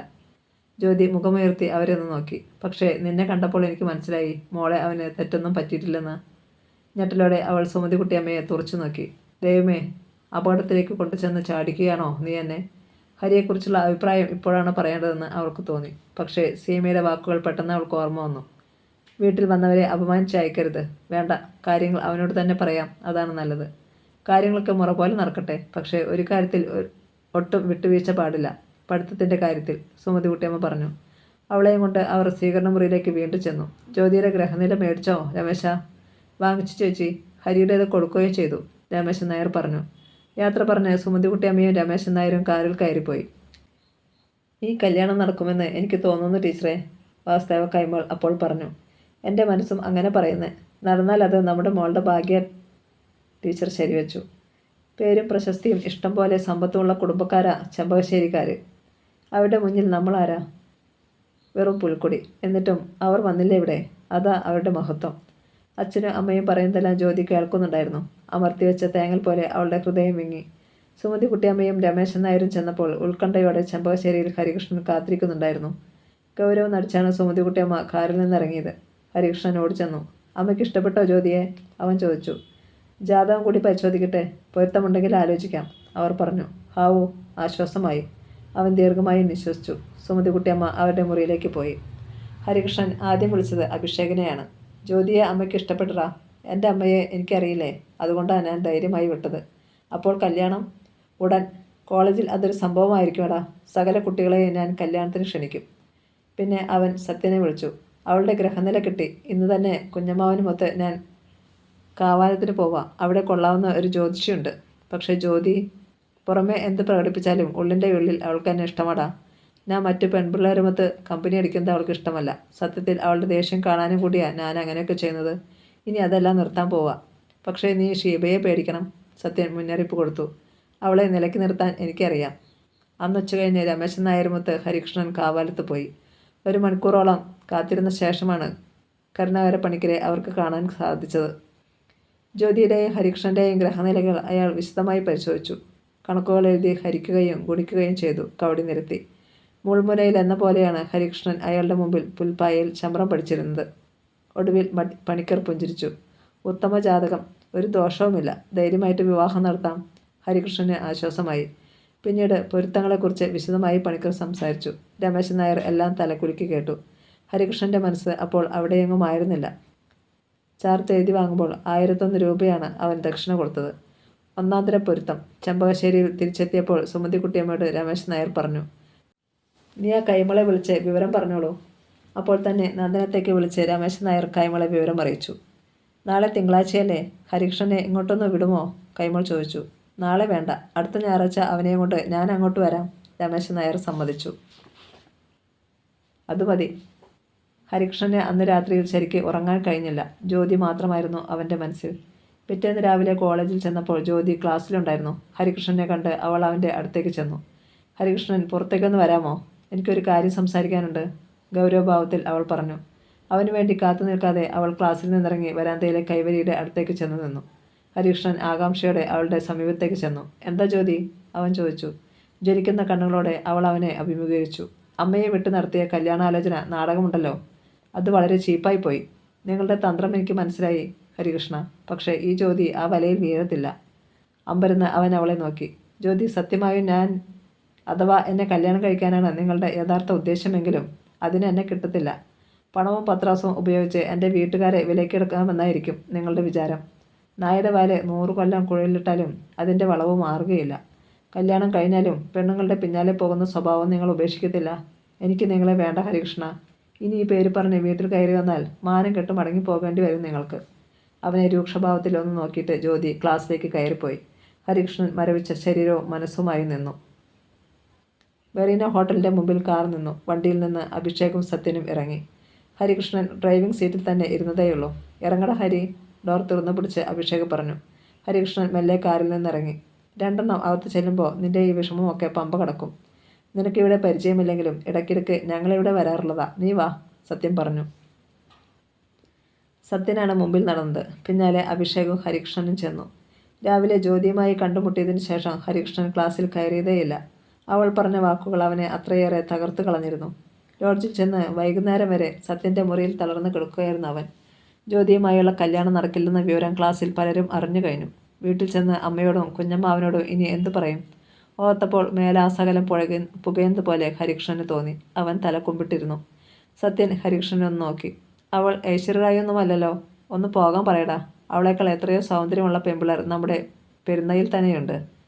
വെയിറ്റർ 3 ബ്രാൻഡിയും സോഡയും ഒരു പ്ലേറ്റിൽ കശുവണ്ടി പരിപ്പും കൊണ്ടുവന്നു വെച്ചു. എനിക്കൊന്നും വേണ്ട, പെട്ടെന്ന് ഹരികൃഷ്ണൻ പറഞ്ഞു. അഭിഷേകും സത്യനും ആശ്ചര്യത്തോടെ അവനെ നോക്കി. പിന്നെ എന്തിനാടാ കഷ്ടപ്പെട്ട് നിന്നെ ഞങ്ങളിവിടെ കൊണ്ടുവന്നത്? ഇന്ന് സംഭവിച്ചതൊക്കെ മറക്കണമെങ്കിൽ ഒരു ലാർജ് ചെന്നാൽ മതിയടാ. പിന്നെ നീ ഒന്നും അറിയത്തില്ല. അഭിഷേക് ഹരികൃഷ്ണനെ പ്രോത്സാഹിപ്പിച്ചു. ഇന്ന് സംഭവിച്ചത് ഒരിക്കലും മറക്കാൻ പാടില്ല, ഒരിക്കലും. ഹരികൃഷ്ണൻ്റെ മിഴികൾ ഒന്നിടുങ്ങി. എന്തോ മനസ്സിൽ തീരുമാനിച്ചാണ് ഹരികൃഷ്ണൻ അത് പറഞ്ഞതെന്ന് സത്യനും അഭിഷേകനും തോന്നി. വന്ന സ്ഥിതിക്ക് ഒരു ബിയറെങ്കിലും കഴിക്കേ. സത്യൻ ഒരു ബിയറിന് ഓർഡർ കൊടുത്തു. ബിയർ വന്നപ്പോൾ ഗ്ലാസ്സിലേക്ക് പകർന്ന് അഭിഷേക് അത് ഹരിക്ക് കൊടുത്തു. നീ അവളെ വിട്ടേക്ക് ഹരി. നിനക്കൊട്ടും യോജിച്ചവളല്ല ജ്യോതി. ചെമ്പകശ്ശേരിയിലെ ഡോക്ടർ സുമതിക്കുട്ടിയമ്മയുടെ മകനിൽ നിന്ന് എത്രയോ താഴെയാണ് വെറും സർക്കാർ ഉദ്യോഗസ്ഥനായ വാസുദേവ കൈമളുടെ മകൾ. നീ നക്ഷത്രം, അവൾ വെറും പുൽക്കൊടി. ബ്രാൻഡി സത്യൻ്റെ തലയ്ക്ക് പിടിച്ചു തുടങ്ങിയിരുന്നു. അല്ല സത്യ, അവളെ സംബന്ധിച്ചിടത്തോളം ഞാനാണ് പുൽക്കൊടി, അവൾ നക്ഷത്രവും. പക്ഷേ ഞാൻ അവളെ വെറുതെ വിടത്തില്ല. ഈ പുൽക്കൊടി ചെന്ന് നക്ഷത്രത്തെ പൊടിച്ചു കളയും. അവൻ്റെ കണ്ണുകളിൽ എരിയുന്ന പകയുടെ ജ്വാല കണ്ട് സത്യനും അഭിഷേകും ഞെട്ടി. ബിയർ കുടിച്ച് തീർത്തിട്ട് ഹരികൃഷ്ണൻ എണീറ്റു. പോയേക്കുവേടാ, വൈകിയാൽ അമ്മ ചൂടാകും. ഹരികൃഷ്ണൻ പുറത്തേക്ക് നടന്നു. പരസ്പരം ഒന്ന് നോക്കിയിട്ട് സത്യനും അഭിഷേകും എണീറ്റു. ചെമ്പകശ്ശേരിയുടെ മുറ്റത്ത് ഹരികൃഷ്ണൻ്റെ കാർ വന്നു നിന്നപ്പോൾ മണി 8 കഴിഞ്ഞു. കാർ ലോക്ക് ചെയ്തിട്ട് നോട്ട് ഫയലും 2-3 പുസ്തകങ്ങളും എടുത്തുകൊണ്ട് ഹരികൃഷ്ണൻ അകത്തേക്ക് കയറി. ഡ്രോയിങ് റൂമിൽ സോഫയിലിരിക്കുന്ന സുമതി കുട്ടിയമ്മയെയും രമേശൻ നായരെയും കണ്ട് അവനൊന്ന് പകച്ചു. ആരോടും മിണ്ടാതെ അവൻ സ്റ്റെയർകേസിന് നേരെ നടന്നു. ഹരി, പെട്ടെന്ന് സുമതി കുട്ടിയമ്മ വിളിച്ചു. അവൻ മെല്ലെ തിരിഞ്ഞു നിന്നു. ഇങ്ങോട്ട് വന്നേ. ഹരികൃഷ്ണൻ അമ്മയുടെ അടുത്തേക്ക് ചെന്നു. ബിയറിൻ്റെ മണം അമ്മയ്ക്ക് കിട്ടുമോ എന്ന് അവൻ ഭയപ്പെട്ടു. ഇന്ന് ജ്യോതിയുടെ അച്ഛൻ എന്നെ വിളിച്ചിരുന്നു. ഞായറാഴ്ച വരെ അവർക്ക് വെയിറ്റ് ചെയ്യാൻ വയ്യ നിന്നെ കാണാൻ. നാളെ വൈകുന്നേരം ക്ലാസ് കഴിഞ്ഞ് രമേശിൻ്റെ കൂടെ പുഴവാത് വരെ നിനക്കൊന്ന് പോയിക്കൂടെ? സുമതി കുട്ടമ്മ ചോദിച്ചു. ഒരു നിമിഷം ഹരികൃഷ്ണൻ വീർപ്പടക്കി നിന്നു. പിന്നെ പതിയെ പറഞ്ഞു. അതിൻ്റെ ആവശ്യമുണ്ടെന്ന് തോന്നുന്നില്ല അമ്മേ. അതെന്താ? ജ്യോതിക്ക് ഈ കല്യാണത്തിന് താല്പര്യമില്ല. കോളേജിൽ വെച്ച് അക്കാര്യം അവളെന്ന് എന്നോട് പറഞ്ഞു. സുമതി കുട്ടിയമ്മയും രമേശൻ നായരും ഞെട്ടി. എന്താ ആ കുട്ടി അങ്ങനെ പറഞ്ഞത്? സുമതി കുട്ടിയമ്മ ചോദിച്ചു. അവൾക്ക് യോജിച്ച ആളായിരിക്കില്ല ഞാൻ. നമുക്ക് ഈ ആലോചന ഇവിടെ നിർത്താമമ്മേ. നിങ്ങളെ രണ്ടുപേരെയും ബുദ്ധിമുട്ടിക്കേണ്ടി വന്നതിൽ എനിക്ക് വിഷമമുണ്ട്. സോറി. കൂടുതലൊന്നും പറയാതെ അവൻ സ്റ്റെയർ കേസിന് നേരെ നടന്നു. കോണിപ്പടി പാതി കയറിയിട്ട് ഹരികൃഷ്ണൻ തിരിഞ്ഞു നിന്ന് രമേശൻ നായരെ നോക്കി. കുഞ്ഞമ്മാവ, വിളിച്ചു പറഞ്ഞേക്ക്, എനിക്ക് അവളെ വേണ്ടാന്ന്. ധരിച്ചു നിൽക്കുകയായിരുന്നു സുമതി കുട്ടിയമ്മ. പിറ്റേന്ന് രാവിലെ വാസുദേവ കൈമൾ ഓഫീസിലേക്ക് പോകാൻ തയ്യാറെടുക്കുമ്പോഴാണ് രമേശൻ നായരുടെ ഫോൺ വന്നത്. മിസ്റ്റർ വാസുദേവ കൈമളല്ലേ? അതെ. ചെമ്പകശ്ശേരിയിൽ നിന്ന് രമേശൻ നായരാണ് വിളിക്കുന്നത്. ഹലോ, എന്തുണ്ട്? വാസുദേവ കൈമളിൻ്റെ സ്വരത്തിൽ ആഹ്ലാദം തിങ്ങി. വീട്ടിൽ വരുത്തി അപമാനിക്കേണ്ടിയിരുന്നില്ലെന്ന് മകളോടൊന്ന് പറഞ്ഞേക്ക്, രമേശൻ നായർ എടുത്തടിക്കും മട്ടിൽ പറഞ്ഞു. കൈമൾ ഞെട്ടിപ്പോയി. എന്താ രമേശായി പറയുന്നത്? ഈ നാട്ടിൽ വേറെ കൊള്ളാവുന്ന പെമ്പിള്ളേരില്ലാഞ്ഞിട്ടല്ല എൻ്റെ ചേച്ചിയും ഞാനും കൂടി നിങ്ങളുടെ വീട്ടിൽ വന്നത്. ഹരിക്ക് നിങ്ങളുടെ മോളെ കല്യാണം കഴിക്കണമെന്ന് പറഞ്ഞതുകൊണ്ട് മാത്രം. അവന് വേറെ പെണ്ണിനെ കിട്ടുമോ എന്ന് ഞാനൊന്ന് നോക്കട്ടെ. പെട്ടെന്ന് രമേശൻ നായർ ഫോൺ വെച്ചു. വാസുദേവ കൈമൾ സ്തംഭിച്ചു നിന്നു. നെഞ്ച് പൊട്ടിപ്പിളരുന്നത് പോലെ കൈമൾക്ക് തോന്നി. വേദന കൊണ്ട് അദ്ദേഹം പുളഞ്ഞു. ടീച്ചറേ, കൈമൾ ഉറക്കെ വിളിച്ചു. പക്ഷേ ശബ്ദം പുറത്തേക്ക് വന്നില്ല. കൈമൾ നിലത്തേക്ക് കുഴഞ്ഞു വീഴുന്ന ഒച്ച കേട്ട് പത്മാവതി ടീച്ചർ ഓടി വന്നു. എന്താ? എന്തു പറ്റി? അവർ ചോദിച്ചു. ഒന്നുമില്ലെന്ന് കൈമൾ കണ്ണടച്ചു കാട്ടി. മോളെ ജ്യോതി, സീമയെ, ടീച്ചർ ഉറക്കെ വിളിച്ചു. കോളേജിലേക്ക് പോകാൻ തയ്യാറായി കഴിഞ്ഞിരുന്ന ജ്യോതിയും സീമയും ഡ്രോയിങ് റൂമിലേക്ക് ഓടി വന്നു. എന്താമ്മേ? അയ്യോ, അച്ഛനെന്തു പറ്റി? അവർ 3 പേരും കൂടി കൈമളെ താങ്ങിയെടുത്ത് സോഫയിലേക്ക് കിടത്തി. മോളെ, നീ ചെന്ന് വേഗം ഒരു വണ്ടി വിളിച്ചോണ്ട് വാ, ടീച്ചർ പറഞ്ഞു. സീമ സ്കൂട്ടർ എടുത്ത് പാഞ്ഞു. കൈമൾ വിയർക്കുന്നുണ്ടായിരുന്നു. ടീച്ചർ ഫാനിനിട്ട് പത്രമെടുത്ത് വീശി കൊടുത്തു. അച്ഛാ, അച്ഛാ ഒന്ന് കണ്ണു തുറന്നേ. ജ്യോതി ഏങ്ങലടിച്ച് കരഞ്ഞു. ഉടൻ തന്നെ ടാക്സി വന്നു. മിഷൻ ഹോസ്പിറ്റലിലേക്കാണ് കൈമളെ കൊണ്ടുപോയത്. ചെന്നപ്പോൾ തന്നെ ECG എടുത്തു. സാരമില്ല, ഒരു മൈൽഡ് അറ്റാക്കാണ്, പേടിക്കാനൊന്നുമില്ല, ഡോക്ടർ സുഭാഷ് പറഞ്ഞു. ഇഞ്ചക്ഷൻ കൊടുത്ത് അരമണിക്കൂർ കഴിഞ്ഞപ്പോൾ കൈമൾ കണ്ണു തുറന്നു. ബെഡിൻ്റെ സമീപം പത്മാവതി ടീച്ചറും ജ്യോതിയും സീമയും ഉണ്ടായിരുന്നു. ജ്യോതിയെ കണ്ട് കൈമൾ മുഖം തിരിച്ചു. ഇപ്പോൾ എങ്ങനെയുണ്ട്? അടുത്തു നിന്ന് ടീച്ചർ ചോദിച്ചു. കൈമൾ മിണ്ടിയില്ല. അന്ന് ജ്യോതിയും സീമയും കോളേജിൽ പോയില്ല. വിവരമറിഞ്ഞ് വിവേകും വന്നു. 2 ദിവസത്തെ പരിപൂർണ വിശ്രമമാണ് ഡോക്ടർ പറഞ്ഞത്. 3-ാം പക്കം കൈമളെ ഡിസ്ചാർജ് ചെയ്തു. ചെമ്പകശ്ശേരിയിൽ അറിഞ്ഞു കാണത്തില്ല, അല്ലെങ്കിൽ അവിടുന്ന് ആരെങ്കിലും വന്നേനെ, പത്മാവതി ടീച്ചർ പറഞ്ഞു. അവിടുന്ന് ആരും വരത്തില്ല, കൈമൾ പറഞ്ഞു. അതെന്താ? ടീച്ചർ അമ്പരന്നു. എനിക്കും അതറിയണം. നിന്റെ മോളോട് ചോദിക്കേ. പത്മാവതി ടീച്ചർ അദ്ദേഹത്തെ തുറച്ചു നോക്കി. എന്നിട്ട് എഴുന്നേറ്റ് ജ്യോതിയുടെ അടുത്തേക്ക് ചെന്നു. അച്ഛന് സുഖമില്ലെന്നുള്ള വിവരം നീ ഹരികൃഷ്ണനോട് പറഞ്ഞില്ലേ? ഇല്ലമ്മേ. അതെന്താ? അത് കോളേജിൽ വെച്ച് ഹരികൃഷ്ണനോട് സംസാരിച്ച കാര്യങ്ങൾ അവൾ ടീച്ചറോട് പറഞ്ഞു. പത്മാവതി ടീച്ചറുടെ മിഴികൾ എരിഞ്ഞു. അവർ കൈവലിച്ച് അവളുടെ കവിളിലൊന്ന് കൊടുത്തു. അഹങ്കാരി, വീട്ടിൽ കയറി വന്ന മഹാലക്ഷ്മിയെ ആട്ടി ഓടിക്കുക മാത്രമല്ല, നീ അച്ഛനെ കൊല്ലാനും ശ്രമിച്ചല്ലോടി മഹാപാപി. അവനെ എനിക്ക് വേണ്ടമ്മേ. അവൻ മഹാ ചീത്തയാ. അതൊക്കെ എങ്ങനെ ഞാൻ അമ്മയോട് പറയും? ജ്യോതി കരഞ്ഞു. കോളേജിൽ പഠിക്കുമ്പോൾ ആൺകുട്ടികൾ ചില കുസൃതികളൊക്കെ കാണിച്ചു നിൽക്കും. അതൊക്കെ ബുദ്ധിയുള്ളവർ കാര്യമായി എടുക്കുമോ? നീ ഞങ്ങളെ തീറ്റിക്കാനായി ജനിച്ചവളാ. പോ എൻ്റെ മുമ്പിൽ നിന്ന്. എനിക്ക് നിന്നെ കാണണ്ട. ടീച്ചർ കോപത്തോടെയും സങ്കടത്തോടെയും മുറിയിൽ നിന്നിറങ്ങിപ്പോയി. ഞായറാഴ്ച രാവിലെ വാസുദേവ കൈമളും പത്മാവതി ടീച്ചറും പൂമുഖത്ത് പത്രം മറിച്ചുകൊണ്ട് ഇരിക്കുമ്പോൾ വെളുത്തു മെല്ലിച്ച ഒരു മധ്യവയസ്കൻ ഗേറ്റ് തുറന്ന് കയറി വന്നു. കയ്യിൽ ഹാൻഡ് ബാഗ് ഉണ്ടായിരുന്നു. കൈമൾക്ക് ആളെ മനസ്സിലായില്ല. ആരാ? അദ്ദേഹം ചോദിച്ചു. ഞാൻ തൃക്കൊടിത്താനത്ത് നിന്ന് വരുക, വിജയൻ നായർ. ഇവിടെ 2 പെൺകുട്ടികളുണ്ടെന്ന് അറിഞ്ഞു. ആലോചനകൾ എന്തെങ്കിലും? അയാളൊരു കല്യാണ ബ്രോക്കറാണെന്ന് പെട്ടെന്ന് കൈമൾക്കും ടീച്ചർക്കും മനസ്സിലായി. എന്തിനാ നമ്മൾ വെറുതെ? അനിഷ്ടത്തോടെ കൈമൾ പറഞ്ഞു. എന്ന് പറഞ്ഞാൽ എങ്ങനെയാ? വിജയൻ നായർ ഇരിക്കെ, പത്മാവതി ടീച്ചർ പറഞ്ഞു. കുറേ നല്ല പയ്യന്മാരുടെ ജാതകം എൻ്റെ കയ്യിലുണ്ട്. അന്തസ്സുള്ള കുടുംബങ്ങളുമായി ഞാൻ ബന്ധപ്പെടൂ. കാശിന് ആർത്തിയുള്ളവനുമല്ല ഞാൻ. വിവാഹം നടന്നാൽ എന്തെങ്കിലും തരുമെങ്കിൽ ഞാനത് സ്വീകരിക്കും. അത്രയുള്ളൂ. ആമുഖം പോലെ അയാൾ പറഞ്ഞു. ആരും ഒന്നും മിണ്ടിയില്ല. വിദേശത്തുള്ള പയ്യന്മാരുണ്ട്, സ്വദേശത്തുള്ളവരുമുണ്ട്. ഏതാ ഇവിടെ താല്പര്യം? വിജയൻ നായർ ചോദിച്ചു. സ്വദേശത്തുള്ളത് മതി. നല്ല സർക്കാർ ഉദ്യോഗസ്ഥനായാൽ വേണ്ടില്ല. അത്ര വലിയ സ്വത്തുകാര്യം വേണ്ട. ഞങ്ങളുടെ നിലയ്ക്ക് യോജിക്കുന്ന ടീച്ചർ പറഞ്ഞു. വിജയൻ നായർ ബാഗ് തുറന്ന് ഒരു ചെറിയ ഫോട്ടോ ആൽബം എടുത്തു. ഈ പയ്യനെ ഇഷ്ടപ്പെട്ടതെന്ന് നോക്ക്. ആൽബം തുറന്ന് ഒരു ചെറുപ്പക്കാരൻ്റെ ഹാഫ് സൈസ് ഫോട്ടോ അയാൾ ടീച്ചറെ കാണിച്ചു. കൈമളും ടീച്ചറും ആ ഫോട്ടോ നോക്കി. സുമുഖനായ ഒരു ചെറുപ്പക്കാരൻ, ആഭിജാത്യമുള്ള മുഖം. പേര് രമേഷ്, 28 വയസ്സ്. PWC വകുപ്പിൽ അസിസ്റ്റന്റ് എഞ്ചിനീയറാണ്. വീട് പാലായ്ക്കടുത്ത് രാമപുരത്ത്. തെറ്റില്ലെന്ന് ടീച്ചർക്കും കൈമൾക്കും തോന്നി. വീട്ടിൽ ആരൊക്കെയുണ്ട്? അച്ഛനും അമ്മയും മരിച്ചുപോയി. ഒരു ചേച്ചി മാത്രമേ ഉള്ളൂ. ചേച്ചിയെ കല്യാണം കഴിച്ചിരിക്കുന്നത് ഫിനാൻഷ്യൽ എൻ്റർപ്രൈസസിലെ മാനേജറാണ്. ചേച്ചിക്ക് ബാങ്കിലാണ് ജോലി. അപ്പോൾ പയ്യൻ എവിടെയാണ് താമസം? കുടുംബത്തിലാണ് ചേച്ചിയും അനിയനും താമസം. വേറെ വീട് വെച്ച് മാറണമെന്നാണ് ചേച്ചിയുടെ ആഗ്രഹം. അനിയനെ കൊണ്ട് കല്യാണം കഴിപ്പിച്ച് അവരെ കുടുംബത്തിലാക്കിയാൽ സമാധാനമായിട്ട് ചേച്ചിക്ക് പോകാമല്ലോ. അത് നേരാ, ടീച്ചർ പറഞ്ഞു. വേറെ പയ്യന്മാരുണ്ട്, ഡോക്ടർമാരും വക്കീലന്മാരും IT കമ്പനികളിലെ മാനേജർമാരും. ഇതൊന്നും നോക്കിയിട്ട് മതി വിജയൻ നായരെ, ഒടുവിൽ വാസുദേവ കൈമൾ പറഞ്ഞു. കുട്ടിയുടെ ഒരു ഫോട്ടോയും ഗ്രഹനിലയും തരാമെങ്കിൽ ഞാനത് അവരെ കൊണ്ടുചെന്ന് കാണിക്കാം. ചെറുക്കൻ്റെ ഗ്രഹനില തരണം. പൊരുത്തമുണ്ടോയെന്ന് നോക്കിയിട്ട് മതി ബാക്കി കാര്യങ്ങൾ, ടീച്ചർ പറഞ്ഞു. ബാഗിൽ നിന്ന് രമേഷിൻ്റെ ഗ്രഹനിലയുടെ ഒരു കോപ്പി എടുത്ത് വിജയൻ നായർ കൊടുത്തു.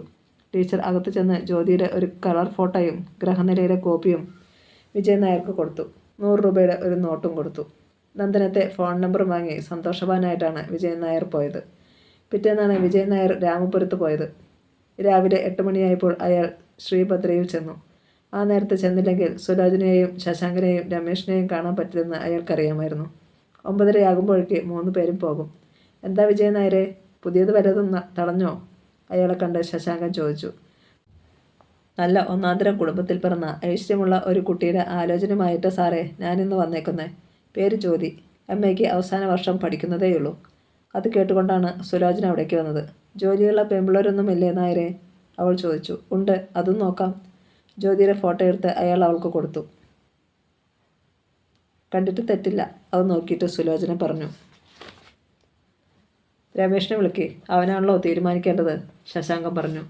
രമേഷ് ഷേവ് ചെയ്യുകയായിരുന്നപ്പോൾ സുലോചന വിളിച്ചപ്പോൾ അയാൾ മുൻവശത്തേക്ക് വന്നു. എടാ, നായർ ഒരു ഫോട്ടോ കൊണ്ടുവന്നിട്ടുണ്ട്. അവൾ കൊടുത്ത ഫോട്ടോ രമേഷ് വാങ്ങി നോക്കി. ഒരു നീണ്ട നിമിഷത്തോളം അയാളത് നോക്കി നിന്നു. വിജയൻ നായർ കൊണ്ടുവന്നതിൽ വെച്ച് ഏറ്റവും നല്ല കേസ് ഇതാണെന്ന് തോന്നുന്നു, അയാൾ പറഞ്ഞു. വിജയൻ നായർക്ക് സന്തോഷമായി. ജ്യോതിയെക്കുറിച്ചുള്ള വിവരങ്ങൾ അയാൾ പറഞ്ഞു. അടുത്ത ഞായറാഴ്ച നമുക്ക് പോയൊന്ന് കാണാം അല്ലേ രമേഷ്? ശശാങ്കൻ ചോദിച്ചു. പോകാം ചേട്ടാ, അയാൾ സമ്മതിച്ചു. ജ്യോതിയുടെ വീട്ടിലെ ഫോൺ നമ്പറും മേൽവിലാസവും ഒക്കെ ശശാങ്കൻ വാങ്ങിച്ചു.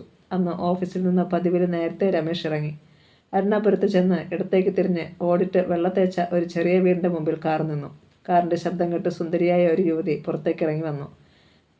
ചേട്ടനെ ഞാനിന്ന് ഒട്ടും പ്രതീക്ഷിച്ചില്ല, സന്തോഷത്തോടെ അവൾ പറഞ്ഞു. മോനെവിടെ? അയാൾ ചോദിച്ചു. പാലും കുടിച്ച് ഉറക്കമാണ്. 2 പേരും കൂടി ബെഡ്റൂമിലേക്ക് ചെന്നു. തൊട്ടിലിൽ 2 വയസ്സുള്ള ഒരു ആൺകുഞ്ഞ് സുഖമായി ഉറങ്ങുന്നുണ്ടായിരുന്നു. ഞായറാഴ്ച എനിക്ക് വരാൻ പറ്റത്തില്ല, അതുകൊണ്ടാണ് ഞാൻ ഇന്ന് വന്നത്, രമേഷ് പറഞ്ഞു. ഞായറാഴ്ച എന്താണ് പ്രോഗ്രാം? അന്ന് ഞാനൊരു പെണ്ണ് കാണാൻ പോകുന്നു മായേ. അവളുടെ മുഖം വിളറി. കളി പറയുകയാണോ? അല്ല, നേര്. ചങ്ങനാശ്ശേരിയിലാണ്. ജ്യോതി എന്നാണ് അവളുടെ പേര്. ഫോട്ടോ കണ്ടിട്ട് കൊള്ളാമെന്ന് തോന്നുന്നു. അപ്പോൾ എന്നെ മോനെയും വഴിയാതരമാക്കാനാ ഉദ്ദേശ്യം അല്ലേ? കരഞ്ഞുകൊണ്ട് മായ ചോദിച്ചു. ഇല്ല മോളെ, കല്യാണം കഴിച്ചില്ലെങ്കിലും നീയാണ് എൻ്റെ ഭാര്യ. നിന്നെ ഒരു കുഞ്ഞുമായി എൻ്റെ വീട്ടിലേക്ക് കൊണ്ടുപോകാൻ എനിക്ക് പറ്റില്ല. ചേച്ചി ഒരിക്കലും സമ്മതിക്കത്തില്ല. പക്ഷേ സമൂഹത്തിൻ്റെ മുമ്പിൽ എനിക്ക് ഒരു ഭാര്യ വേണം, അതിനാണ്. എനിക്ക് വിശ്വാസം വരുന്നില്ല, മായ വീണ്ടും കരഞ്ഞു. എന്നെ വിശ്വസിക്കേ, നീയില്ലാതെ എനിക്ക് വേറൊരു ജീവിതമില്ല മോളെ. രമേശ് അവളെ കെട്ടിപ്പിടിച്ച് ഉമ്മ വച്ചു. കഥ തുടരും.